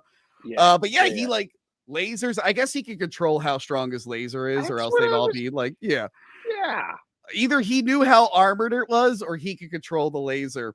Of how much he's hitting, because I mean, at first I'm like, wait a minute, aren't these guys in these things? And he hits the tooth out, and you see his face, and then he lasers everybody all the way around, and it's like, wait, we're not killing all of these guys, are we? No. I think he can control it. Actually, I'm glad I checked my phone, because I'll let the people know that we're nearing the end who might be calling in. we could have been here 30 minutes ago if my internet knew what it was doing. Sorry, everybody. I do apologize. And anyone who heard me cursing up a storm when I thought that I wasn't on there. I'm gonna leave when I edit this. I'm gonna leave that part in where you go, son of a bit again. God damn! Like, I was just like, man, he's gonna drop so many. I gotta get him off screen. I got a text from Crystal. Crystal, if you're still out there, thank you. I'm sorry for telling you to go F yourself. But I was very upset at the moment. Yeah, sorry, hold on. I have it here. I gotta read this. Where is it? Yo, she said you guys suck, and you went fuck off. Anyway, I'm really sorry. So he has to stop the portal from breaking. So they go in there and like they're fighting with Luthor. Crypto beats the shit out of Luthor, and I like even Superman's like, "Oh no, Crypto, come on!" Like, and like you get snapped and everything. You get that like Hulk moment from Avengers. I mean, I liked it. It was funny, but like I think I would have been okay with just like a bite, like maybe bites his arm and drags him down, but like the over the top of the Hulk against Loki thing. That's what came to mind. Here's the thing: I really like this movie, but this scene, he tells Luthor that he envies him, and then Luthor does a whole speech about how his envy makes him great, and it seems like he wrote it ahead of time and memorized it for this exact moment. And then Superman comes in, he's like, "My human compassion is what makes her." Like, this feels very on the nose. It feels like both of them practiced the speech and are excited that part like took me out of it. I'm like, no, I got what you guys were going with. It didn't have to be this spelled out, but it is very spelled out. Yeah, I mean, Lex could have, I mean, in universe, actually practiced this, whatever. I do believe he probably would have done that. And then the Superman one, I mean, we got, I think the last trailer had a little bit of that speech in there, and I do like that moment. I mean, I do feel the emotion through it, and I liked it. So I think we needed it. But no, I thought it was fine. It was fine. It was just a little on the nose for me. I'm like, okay, at least it's at the end. It didn't like ruin the movie for me. But yeah, so everyone exposes Luthor. They know what he did wrong. Lois Lane got it all out there. So they're able to reverse the portal and fix everything. Yeah, everybody turned on Luthor very fast. Yeah, like, who's that? Maxwell Lord, the guy who was in his office. Maxwell Lord, who's not Pedro Pascal. Thank fuck, because he already ruined that character in Wonder Woman 84, and he's about to ruin Mr. Fantastic. What's crazy is that Gal Gadot was originally promised that she would be coming back as Wonder Woman, and now James Gunn is saying there's a Wonder Woman script being written, and it's like there's no way that she's coming back. Right? I think we're just gonna get a new Wonder Woman. Yeah, it's just crazy that they told her that to begin with. So yeah. We've 10 years of her as Wonder Woman. We're fine. Well, yeah. I mean, we really do need a full, not full now, I mean, whatever we're doing here, but a full reboot, I mean, because they even said that Blue Beetle was like the film was part of this universe, which I don't think that was part of their like backup. Like Blue Beetle, if it did well, would be in the universe. It didn't do well. He told that actor, if we ever do Blue Beetle, you'll be Blue Beetle again. But then it was like, I think they were waiting to see how Flash did, and they were gonna they were going to reset but keep some stuff. But after Flash Bomb, they were like, all right, we're keeping Amanda Waller and John Cena and a few other things from that one movie, and we're restarting everything else. I love that Lois wants to interview Superman, and they just go to make out. And I love that everyone knows. Perry just looks at Jimmy Olsen and goes, how long have they been hooking up? And he's like, I think 3 months. I think about 3 months. Like exactly like how long they've been hooking up as well, which was kind of funny. I like this when she's like, can I get that interview now? I'm gonna need that. And he's like, let me speak with you over here. And they're very professional. And then it's as soon as they turn that corner of this like professionalism, dude, I love this moment for some reason as she like gleefully turns back and spins like kind of into him. Like it's very well shot the way that this happens, and they look like they have like such great chemistry together. This Clark and Lois, and it's beautiful. I love this shot. I started to tear up a little bit in this moment. I loved it. You know what, Frank? I think this is a good moment for Superman and Lois to make out. maybe not in the middle of ground zero while the threat is still very active. Yes, yeah. After millions of people died, yeah. I think that this was very good. Rachel Brosnahan also said that one of their first scenes together that they ever shot together was like a makeout scene, and they spent 4 hours shooting the scene and just making out. So she was like, "Yeah, we got comfortable with each other real quick." I want to make out with Rachel Brosnahan for 4 I think hours. I think we are gonna say Corn Sweat, David Corn Sweat. No, Frank. I want No, to David Corn Sweat. God damn you. No. DC, by the way, man. I know it's been going around for a long time, but David Corn Sweat, DC, Mr. fucking DC, and also a happy birthday to him today. I think it's his birthday today, or was it yesterday? Oh, if not today, it was recent. Yesterday? I saw that it was coming up. Yeah. That it was He was good. Then. He was good in Twisters. I really liked him in Twisters. He was great in Pearl. Did you see Pearl, the prequel to X? I have to. I have to watch He was good in that. He was good in that. That whole trilogy is fun. Yeah. But what the hell is going on in here? There's like a hardcore Snyder person in here just fighting with everyone. I wish I'm actually shocked there's only one, Frank. I'm shocked there's only one. This compared to Man of Steel, because a lot of people were messaging me on Instagram and asking me, to compare, and I think I was talking to Mike a little bit about it. Mike Moorhead, shout out, what's up, bro? Mike Moorhead, yeah, and like it's different, and I'll reiterate again from what I said in the beginning of this stream is that if you took Man of Steel and turned it into a comic book, it wouldn't seem like another Superman comic book off the shelf, frame by frame. Like you would be like, this is kind of a different thing. But you turn this new Superman movie frame by frame, scene by scene into a comic book and put it up on the shelf with other Superman comics, you'd be like, oh yeah, this is this belongs in the bunch. This is a Superman comic. So it's like, just enjoy the DC content altogether. Yeah, I'm upset the other one didn't work out. I wish we could have seen the last two Justice Leagues to see how Zack's vision ended. I really do wish we could have got that, or even in comic book form. I'd love it one day. But to get these characters, again and ongoing, and we're gonna give it another try. I'm just happy that we get to keep living it. So yeah. I feel like a kid would love this, mostly because he's in the Superman suit most of the time. I think we said the same thing about Robert Pattinson's Batman. I think it helps that he's just in the bat suit for most of the time. A lot of because I've been showing the twins. I showed them the Michael Keaton Batman movie, but even then, like when he's not in the bat suit and if Joker's not around, they're like, where's Batman? What is this? Yeah. And I have to keep telling them, like, no, that guy is Batman.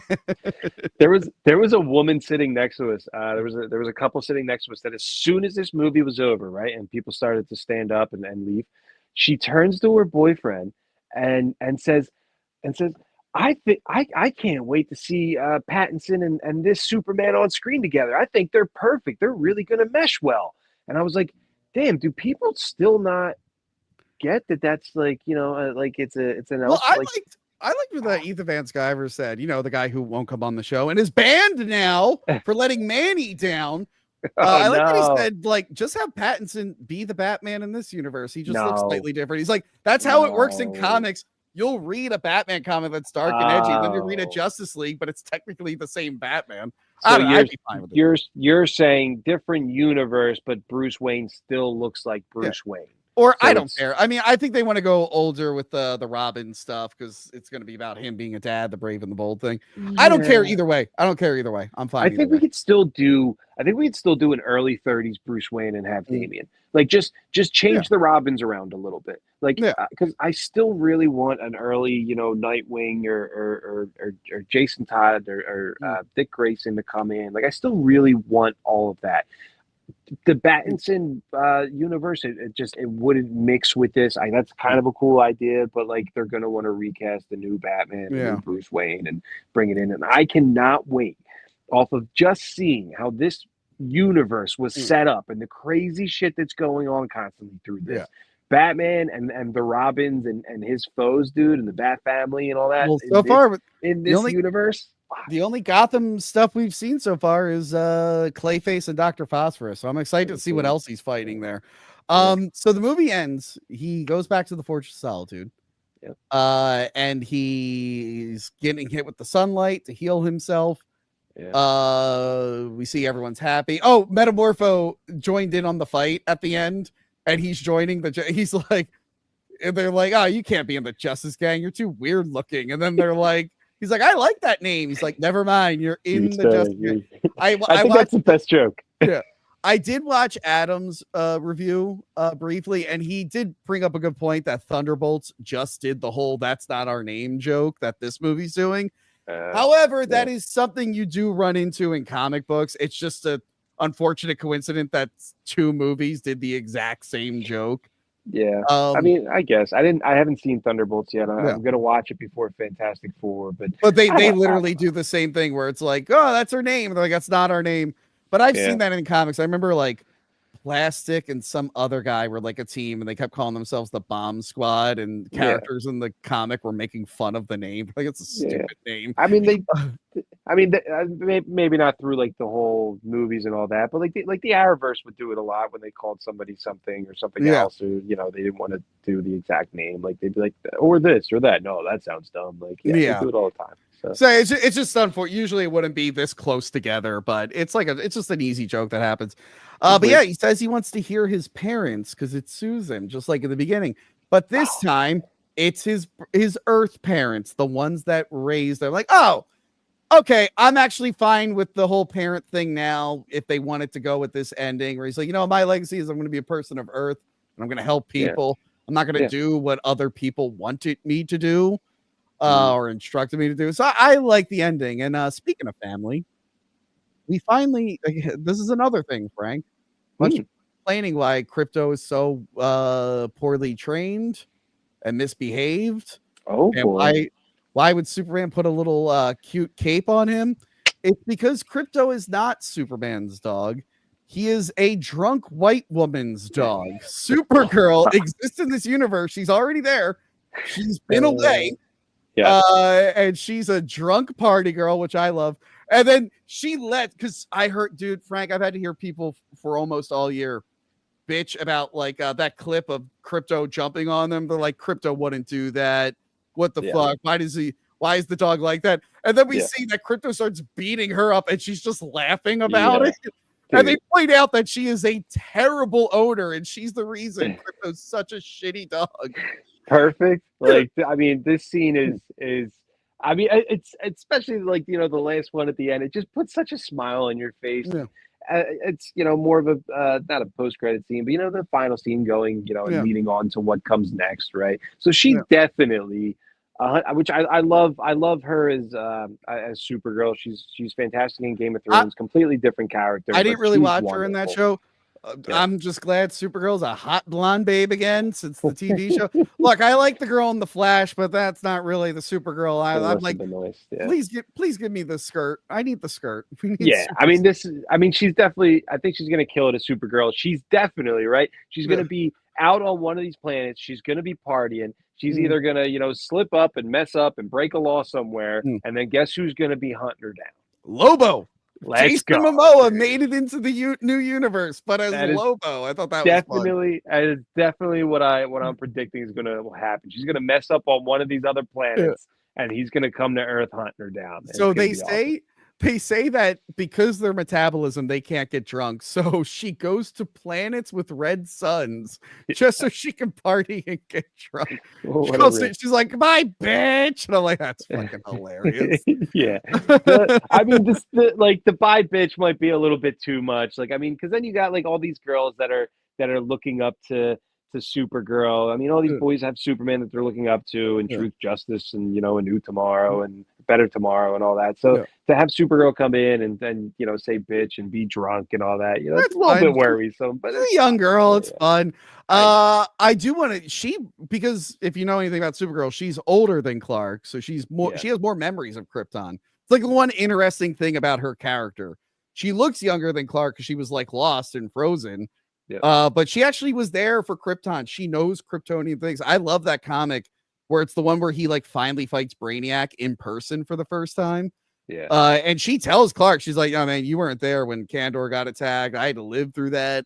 So I want to see what she can tell us about Krypton, because like, did she know that his parents were fucked and wanted to do that and keep it from him? Was she unaware? Like, or does she have amnesia? That could be a thing. Maybe it's the amnesia, because you would think that maybe that she would fill him in a little bit more. So, I mean, maybe she was picked up by Brainiac or well, that's another thing. So he sent the shuttle. They said he came in a shuttle, but like, where did the fortress come from? Did the shuttle build the fortress like in the old movies, or did she show up with other technology and be like, "Hey, I got this whole fortress here. Let's hang out here." I really want to see what their dynamic is. I want to see them hanging out with each other. Yeah, where we can take this and what we can learn from it. And now that everyone loves crypto, sure as shit, it's going to be in that movie. My friend Cecil, who's live streaming right now, maybe with less technical issues or more, I don't know. He said that movie is based off a recent run of Supergirl that I'm not familiar with, so I might pick that up and see what's going on. I actually really like Supergirl. I don't know what it is about that. I just like it's very different than Superman, where she has the memories. She wasn't a baby, but she's here at the wrong time. But yeah, I'm excited for all of that. And then there's 2 post-credit sequences. One, it does answer, yes, he can breathe in space. It's just him hanging out with the dog. Yeah. Literally nothing else. And then the other post credit is him. I like it's after that battle, everything's back together, but it's slightly off by like 1 foot, and Mr. Terrific gets pissed off because he's like, well, it's just not even. And he's like, what the hell? Like, Superman's like, I could be a dick sometimes. Yeah, I mean, it's we got our post credit scene with Supergirl, at the end of the film, and then you get those other 2 to where it's kind of just sitting through for something fun and enjoyable. But you're looking forward to Peacemaker, Creature Commandos season 2, and Supergirl next year, man. I mean, this is we're getting into it, and then supposedly we are in the middle of writing Brave and the Bold, and that James Gunn does have writers on it right now, and they're putting it together, and a couple different mystery stuff, and Lanterns as well. The Batman 2 has apparently been finished writing, so yes. I think they have to wait a little bit because Robert Pattinson's going to be in what they're now calling Dune Part 3 instead of Dune Messiah. I just finished reading the Dune Messiah book. Frank, there's a lot of that book that they are not going to do in the movie, I assume. I assume they're not going to do. Oh, boy. I don't think Timothy Chalamet is going to talk about how his genocide body count is bigger than Hitler. I just don't see that happening in the movie. But that is something that happens in the book. And I was like, oh shit. I'm like listening to the audiobook and I'm like, yeah, that's getting cut. But like every few chapters, there'll be something like, no fucking way they're doing that. So I'm excited to see what happens. But yeah, Frank, how about we bring some of our patrons in here? Let's do it. I think they probably have better Wi-Fi than I do. Yeah. And hopefully 2 of our people, I know the one says that they're driving, so they might not be in there, and Epic Film guys didn't get back to me. But that is okay because this was last minute and they didn't need to be in here. I kept telling them, like, don't feel bad if you can't. It was last minute. I think Handsome Devil was first. Hello? Hello, everybody. How are you guys? Are you Lucha Steve? No, I'm not Lucha Steve. What are you talking about? Rebrand? No, this is Handsome Devil Audios. I'm a completely different person from Lucha Steve. Okay, it's not because I moved and I don't have a desk to use my webcam, so I don't want or know where my masks are. So I'm pretending to be my other channel. Okay, well, Handsome Devil, who I assume is handsome. Nice to meet you, by the way, Tony. This is my first ever time. So great to meet you too, Handsome Devil Audios, who has the same @ as Lucha Steve. Did you see Superman early? No, I saw it today, actually. What did you think? I really liked it. I'm gonna get personal for a second. I've been going through a stressful move. So literally the 2 things I was looking forward to this week was Superman and the AEW pay-per-view.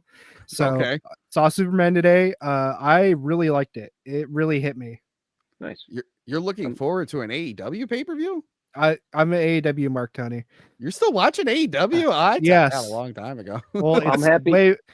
It's gotten way better as of these last couple of months. Has it? Okay, maybe I'll give it a shot again because I was just getting tired of like, look, we have a new WWE guy. We're not going to do anything with them.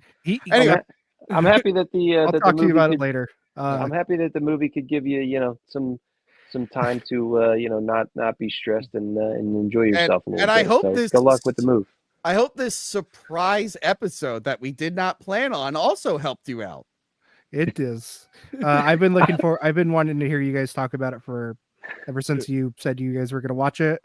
Yeah. And I thought I was going to have to wait a while, so it was nice to have it be brought up this early. Well, I hope me screaming and cursing my head off brought a real big smile to your face. I can't wait for you to go back and watch that. Like, oh god, I love it. It's like when an actor breaks character. It's like, what the fuck? The Tom Cruise yelling at somebody. Yeah, dude, that was me. Yeah, shit. Yeah. You're fucking kidding me. So, kind of because of how I was feeling before, I actually cried during this movie, which I don't think I would have done if I was in like a better mood. But like, it was both the scene of Clark talking to his dad and the scene where Clark mentioned that he should have told Lois that he loved her a long time ago. Both of those scenes like really got me. Very hard hitting. Yeah. I mean, I loved, both beautiful scenes when I really love the one with Clark telling Lois, that you should have told her I love you and all that. Like it's such these hard hitting moments and it doesn't end with, these, it might bookend a little bit with a little bit of comedy within it, but it really is these nice, hard-hitting, serious scenes that, people connect with. I saw Adam's review and he like had that issue with the movie, and then like all the negative reviews kind of bring that up, but like I don't feel like that happened enough to like really like annoy me. Like there was a lot of. I can see how can it annoy some. Are you like familiar with the Superman comics or? Yeah, not as much as I want to be. I've been reading but I'm a lot saying, of them like, lately. I feel like we who have read the comics and know DC, this was like a little bit more accessible to us. I can see how people like Adam might be like this, feel like the movie's all over the place tonally. Yeah. I can see how someone might have. I'm interested when it comes out publicly tomorrow to see what other people are saying, like the general public. Yeah, I know like a big thing people had was the fact that like there's just randomly other superheroes in it, but like that happens all the time in comics. I literally read a Black Lightning origin comic and Superman's in like most of the book. Yeah, but I feel like after how many years in the MCU, we should just be used to this. I guess not in a Superman movie, but like the MCU has kind of conditioned us to know that there's people ever. I feel like now is the time to finally do this in a Superman movie. I think this movie drops you into this built-in universe more than watching a Marvel film. I feel like when you're watching these Marvel films, you're more centered on these characters and they want to just focus on these characters. But this film and this universe that that we just watched is very much the whole universe is alive. You can walk into one room in one moment and it's a completely different character that you didn't assume popping up and showing up, which is just like you said, just like the comics. And it's so it's exciting to see what's going to come next. So, what else are you gonna say? I forget. Do you have anything else to say? Yeah. I really liked Mr. Terrific in this one. Yeah, I enjoyed him a lot. He's always been a character I've been interested in. It's just like I haven't really got to him. I know he's like in the Justice Society comics. I think he has his own team too, but I've always been really interested in him because I like the characters that like, oh, what's his power? Oh, he's smart. I remember what I was a bad now. guy thing.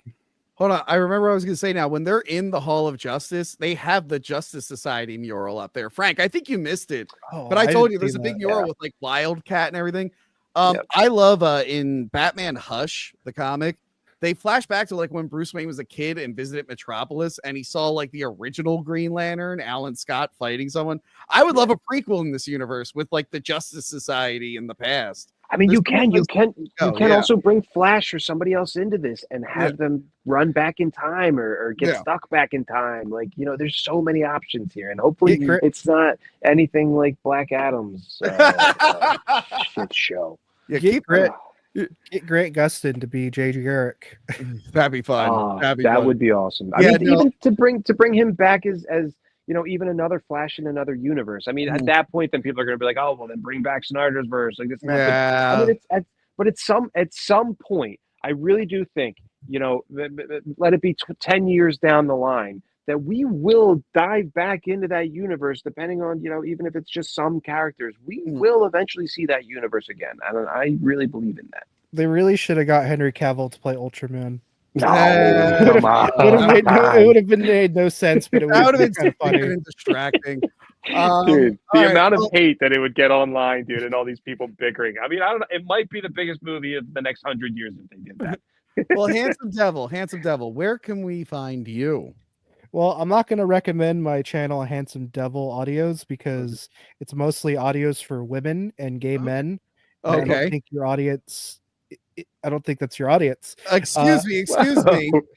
You forget that I have an OnlyFans that is frequented by gay men. And what, you don't think we have women watching the show? Let me pull up the demographics here. Hold on. Crystal's watching. Yeah, Crystal's watching.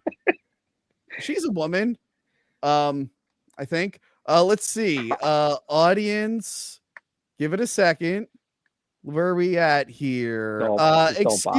Excuse me.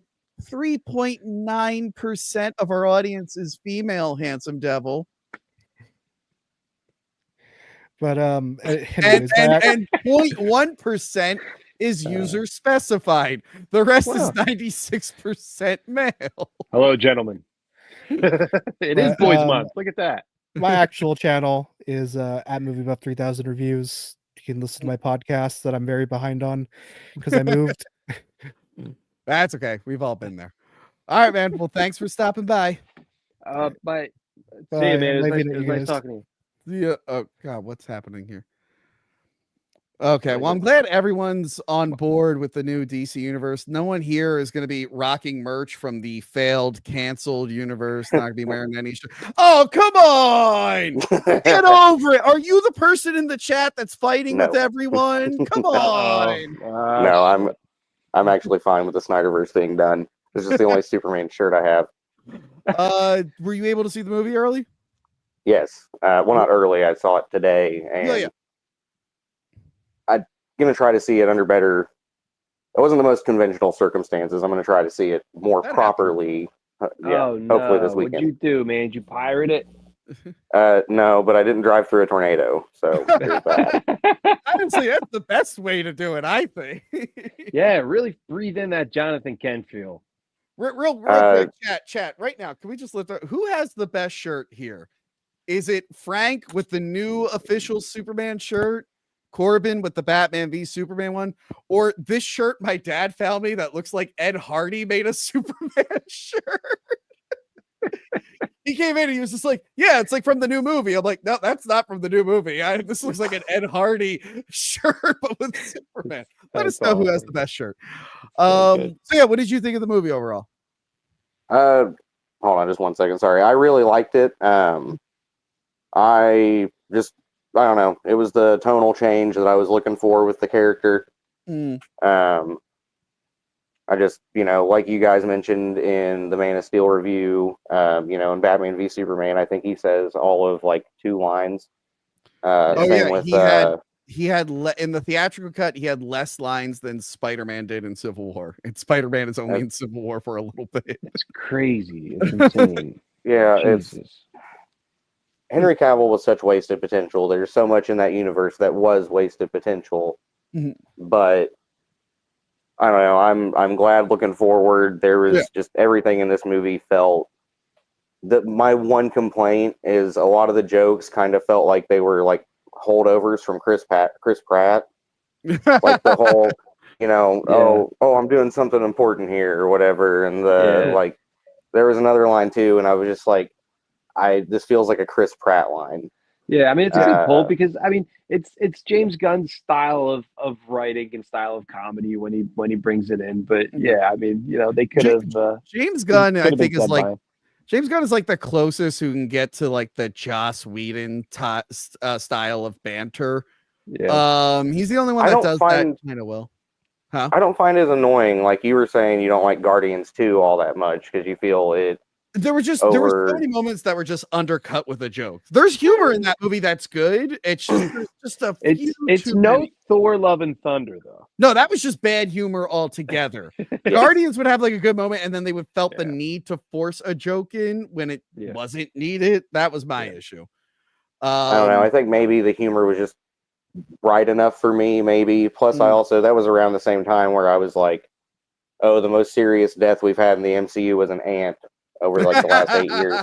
So But yeah, no, so you like the movie and you're excited to see where it's going?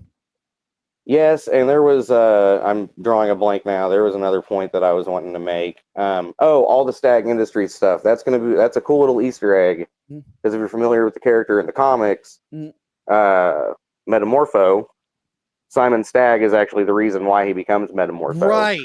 Right. Sometimes he's either Simon's his father-in-law, or he just doesn't want him dating his daughter.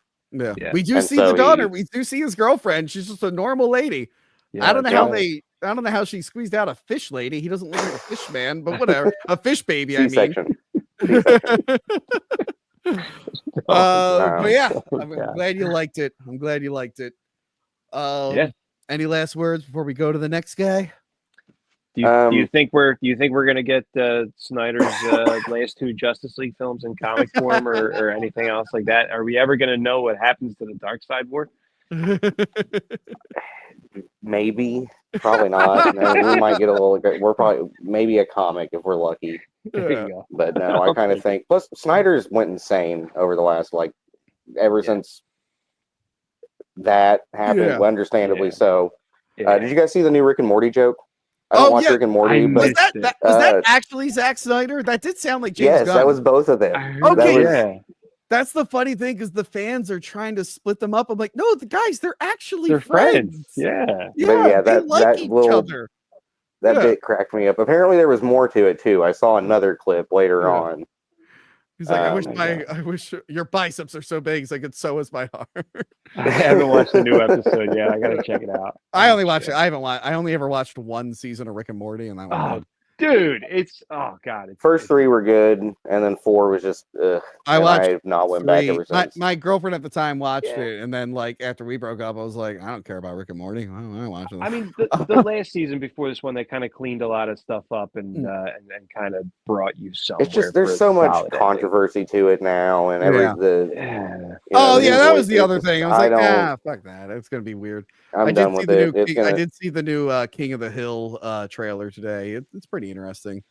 The animation style is, but the writing is on point, so hopefully it's good. But all right. Well, thanks for being a patron. Thanks for joining along, and let's go to our next guy. Restore the Snyderverse. Restore the site. Oh yeah, we're real quick. Tomorrow, do you think not anymore? Whoa, bro. Whoa, do you think no, Frank, they have a plan. July 11th. Don't see Superman. Spoil it, which I guess we helped. I mean, we spoil it. These bad reviews. They spoiled it themselves by releasing it.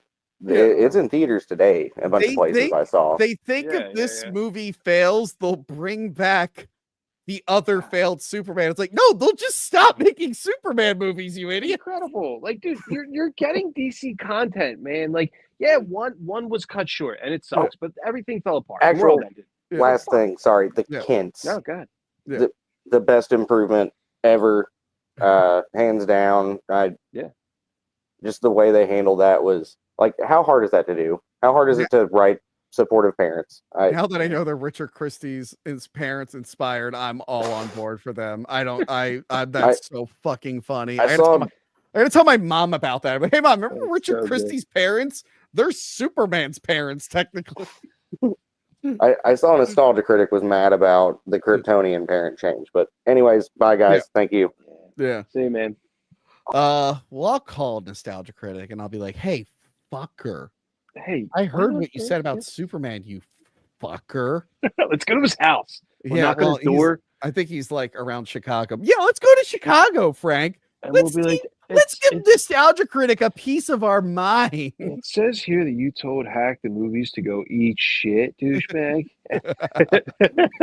Next up, we have Ren on the Shades. Hello. Hello. What's up, man? Going? I assume that you saw Superman. I want to talk all about it. Well, I was going to call in and do a disruptive joke, but I think the technical issues kind of solved that for me already. I don't think I can top that, actually. Remind me to clip Frank being angry so I can just play it. Fuck. I got to go to Tony's house every time I want to record, man. I can't just be here in front of my Superman blanket all the time. Let me visit there and let me see what's going on. I might be able to get a solution for you, but oh god. So I assume you didn't see it then. Did you not see the movie? No, but hearing you talk about it doesn't seem like the kind of movie I'd enjoy. Just really seems kind of busy. Seems like a lot going on. Like I prefer a movie where a self-contained Batman universe or a self-contained Spider-Man. I don't like, oh, there's 1,000 superheroes running around Marvel style and but the focus. They never lose the focus on the Superman characters. Like they're there, but like it's still about Superman and Lois. It's not. But it's still journeying through like they're like going through their journey with them by their side. It's just these other heroes do pop in. It's not like the Justice Society and Black Adam where they couldn't tell, or the Birds of Prey and Harley Quinn where they couldn't tell what they wanted to focus on. This one is still very much the focus on Superman. There's just the other characters just pop up here and there. If that's what you're worried about. Yeah. Like you're describing what sounds like a whole season's worth of action crammed into a 2-hour movie, and it's like sounds like a lot. But I mean, it's a lot of info. Yeah. I will say, if you're on the fence, don't rush out to the theater to see it. Maybe wait for streaming if that's more your thing. But anyway, but I heard you talking about Ultraman in the movie. Yeah, no, different Ultraman. Although that does kind of look like a kaiju. What? What a ripoff. Okay, now I'm not going to see it. I would have seen it if Ultraman was in it, but we saw it in IMAX, and honestly, seeing it in IMAX like that it's a beautifully shot film either way. I mean, it's a lot of fun to watch, and there's some flying scenes in there that are kind of shot a little bit differently than what we're used to seeing. I mean, there's just one point where you're seeing Superman close from like the side as he's going through. It's in one of the trailers, going around him, and on IMAX like that, dude. It's like it's incredible to see. Like it's so worth it to see it in theaters. The one visual thing I didn't like. Same thing. Actually, here's something that's like Man of Steel. I don't know why, but every time they were in Lex's like tower, they constantly had the sun beating in and shining into the lens. But like to the point where you like couldn't see things for a couple seconds at a time. Like, why did they keep doing this here? Like, I'm fine with that stuff once in a while, but it was reminding me of Man of Steel, where it was just going overboard with the flare and the light. But that was it. Like that was on my real. Just the lens flares, like J.J. Abrams Star Trek. Like, kind of like that. No, this isn't even lens flare. This is just like the sun is shining into the frame, and you're having trouble seeing stuff. It was only really specific to Luthor's base, is where they really went overboard with it. But maybe just to kind of get across that point of I don't know. Of I just think visually it was just like hard. It was like straining to look at. But again, maybe it won't bother me if I hadn't just almost died in the tornado. We'll see. They're getting energy from the sun when they're in there. It's something to do with the sun and Superman. And anyway, do you have anything to plug or anything? No, not officially. No. You're gonna make a bunch of fan art for Mint Salad, apparently. Oh yeah. Who's in the Mint Salad's in the fan art for Discord, yelling at people for not making enough fan art. I'm like, Mint, what the fuck? You got me motivated. I drew two pictures. You did motivate. Oh, Frank, did you see your picture? I did not.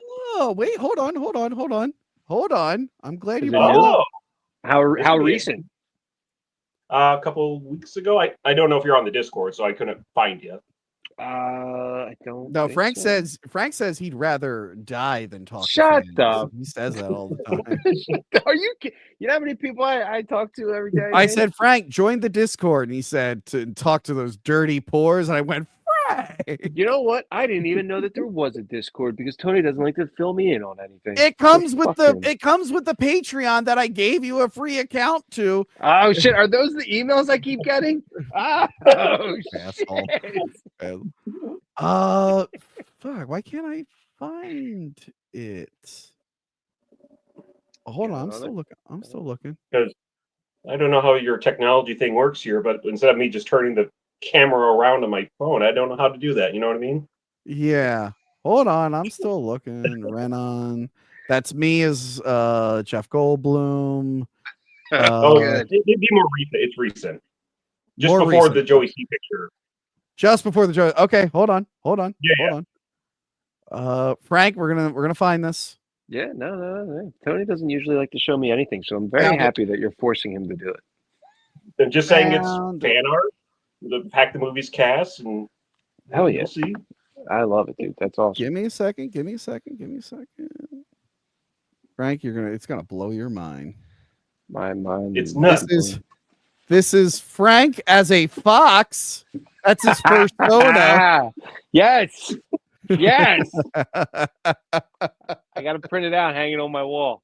I kind of had to do it. You know what I mean? That's awesome. Anyway, well, thank you. I am honored. That is awesome. I'm gonna print it out and hang it on my wall. Anyway, thanks for stopping by. We're gonna get to super chats now. Maybe the other people will show up, but it's okay if they don't. What you call it? Yeah. All right, we're gonna let you go now, Renan. See you later. Keep up the fan art. Have a good night. Bye. Should we just leave that up there, Frank? We just leave that up there. Let's read some super can we chats. Please leave that up there forever. Yeah. Let's read some super chats. Every episode from now on, just anytime, and be small in the corner at least, please. I think this happened when you were away. Crystal said nerds. Sorry, Crystal. And the chat pointed out $1.99. She couldn't even do the full $2. Could not even do the full $2. Shit. She sent me a penny. PC's extra videos for $1.99 says, I love your live reviews with Frank. Really? Even this one. They only just want to see me fail, Tony. That's all it is. Just to watch me fail. Wait. I guess he did that one too early because he has another super chat for $1.99. Rest in peace, Frank. Crying emoji. Oh shit, dude! I'm not fixing my internet. We're gonna keep it like this. Quarter Cab, who was just in here for $2. Was there a back of Frank's head cameo? Oh shit! No, but there was the almost cast cameo. The construction worker that says, "Can you believe this BS?" That was technically supposed to be me. So is it still a cameo? I don't know. Trio Doug, I think I said that right, for $5. How do you think this will stack up to the Super Killer movie? There will never be a Super Killer movie. There's not even going to be a Super Killer comic because he won't release it. Vito is not taking our breakup very well. He's very upset. Yeah, I put that clip of me telling you about why I wasn't friends with him, and it got played on some live streams. Did it really? It's funny. I did that video of me about to go into the tornado. Actually, let me see. Should I play that video for everyone? This could have very well have been my last video ever. Like, there's a high possibility. Because it was really, really bad there for a second. Oh boy! Let me download this. So you're saying my face was on another live stream? Cool. Yeah, I think so. Yeah. Hold on here. Can I put it in media assets? Let's see. Okay. Give that a second. Yeah, I recorded this right before I got on the turnpike with a real shit show. I saw. I like that you didn't have your camera up and recording. Like, it's still like you weren't touching your phone. It was still like on your lap, looking up. No. I have a little a thing that goes in the cup holder, and it's a little arm. It's not that tall. Yeah. Here we go.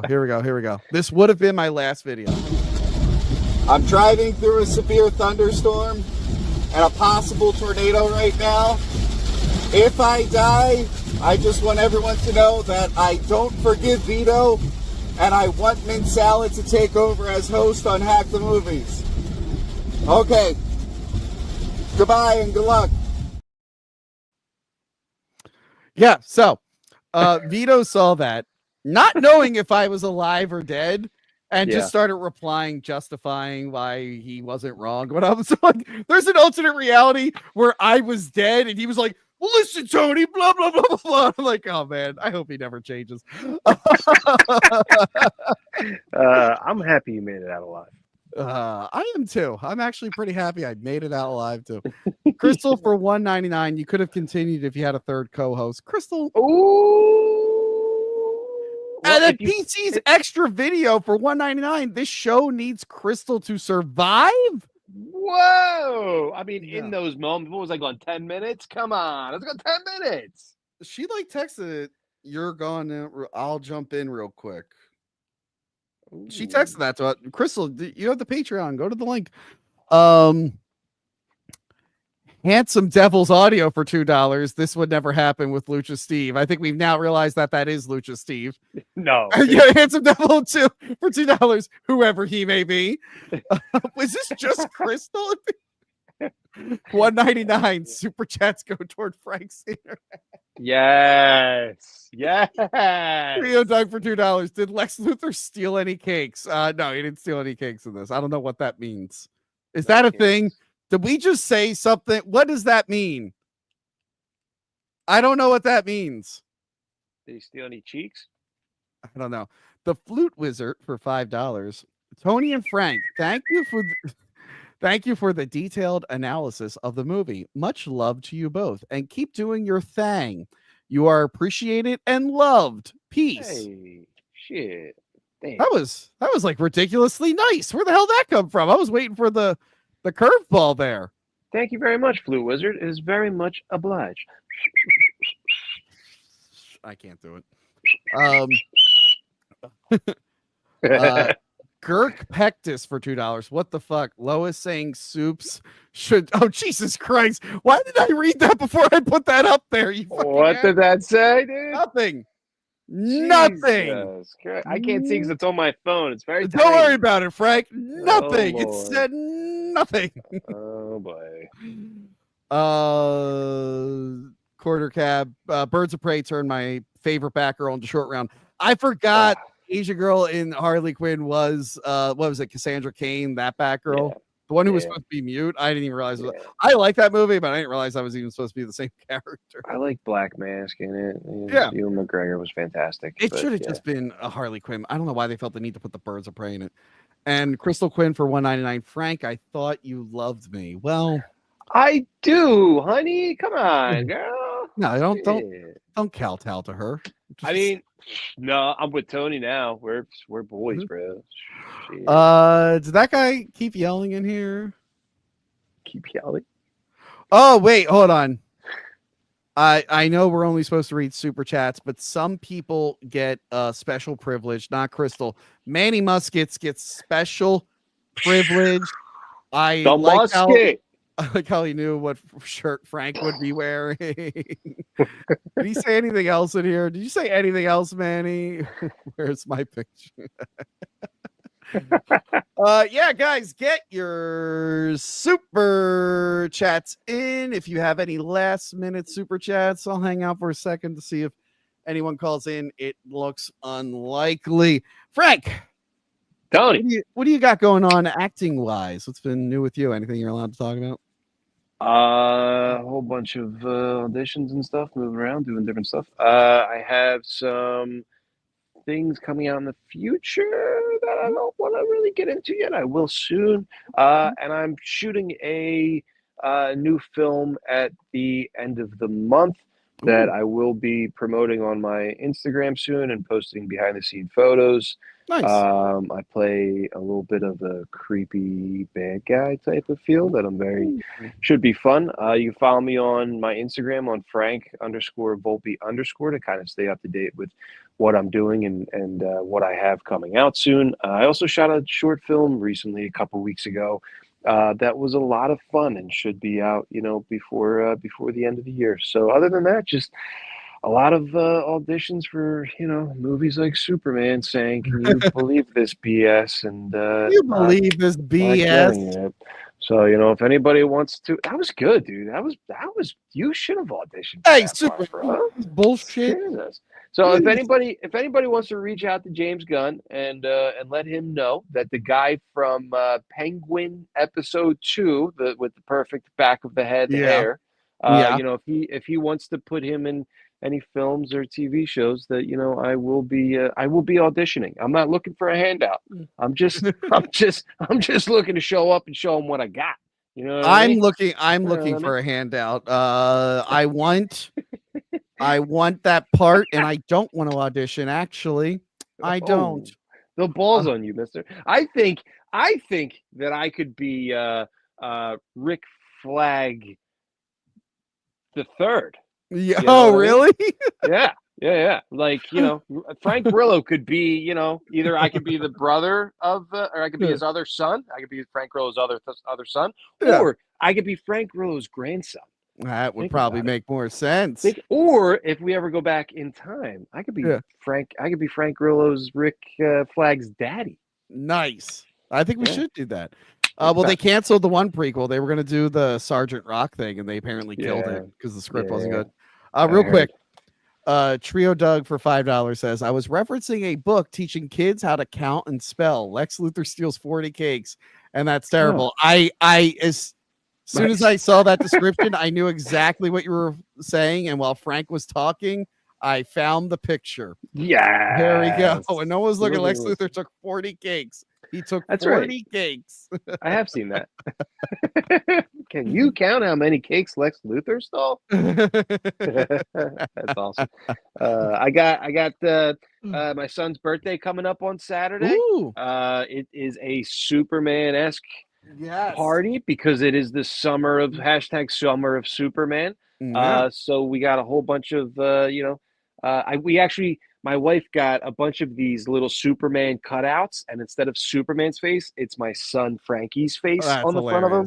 I'll be posting some of those soon for you guys to see. So I'm pretty excited about all that. But yeah, it's gonna be a fun next week. So I might go see Superman again. By the way, whoa, so let's rock, man. I might see Jurassic, but I really want to see Jurassic World with the twins. My sister's afraid of. They love the movies, but in theaters it might be different. My brother-in-law really wants to see it. I feel like he would love it, but like I keep telling them, like, I don't know, they'll get scared at the very beginning, and then I think they'll be fine. In the theater, dude. Have they been to a theater movie yet? Right, you've taken them. Right? Yeah, but to Moana 2 and Lilo and Stitch. So Jurassic World Rebirth might be a step up. I will say, right before we went live, I uploaded Monday's episode, which is Deep Blue Sea. We finally did Deep Blue Sea. There's way too many sharks on this motherfucking nope, that's not it. I did I have to make a 1080 version and upload it to Patreon, so that will be up on Patreon soon. But I have a clip here for you guys. Would you like to see a clip from the upcoming episode? Yeah. Here we go. Can I get a like, share, and subscribe, Space Cat? Put her down. Okay. You're so mean. That was Space Cat chimes in several times in that episode. She really wanted to make her presence known. Oh, Space Cat. That's a problem when Johanna's here because she's known Johanna the longest. So she feels more comfortable just coming down because I keep forgetting to shut the door. Yeah. So she'll interrupt more often when she's here. Real quick. Sorry. Fucking. Someone cosplayed as the Lex Luthor stealing 40 plates. Yes. Hold on, I gotta show you this. Do they actually have 40 cakes? Yes. That's awesome. So stupid. I know what I'm being for Halloween. I might shave my head and be Lex Luthor for Halloween. Oh, that'd be cool. Cool. Yeah. If I make $10,000 in super chats, I'll shave my head bald for Halloween. Be Lex Luthor. Oh, I shouldn't have even said that. I'm just kidding because somehow it's gonna happen. That's all right. All right, I'm gonna call it. They're not calling in, which again is totally fine. Technical issues aside, I'm glad we got to do this. I'm glad you all joined us tonight. I will be going back and trimming out the technical issues. You don't have to do all of them, but yeah. I'll do it for the podcast. I have to wait a day to do it on YouTube. But anyway, thank you all for watching. Like, share, subscribe. I hope a lot of you check out this episode after you see the movie. I know I guess we spoiled it for some people here. Let us know in the comments. Did we sell you on the movie, or did we deter you from seeing the movie? Yeah, I think it's an okay start to the universe, and I'm excited to see where it goes next. Unless they make Booster Gold Kumail Nanjiani, then I'm jumping out of this universe, and I'm never looking back. But hopeful for the future. Unless Kumail Nanjiani is Booster Gold, and then there is no future. It's done for me. I'll meet you in the next pocket dimension. Yeah. All right. Goodbye, everyone. Goodbye. See you guys.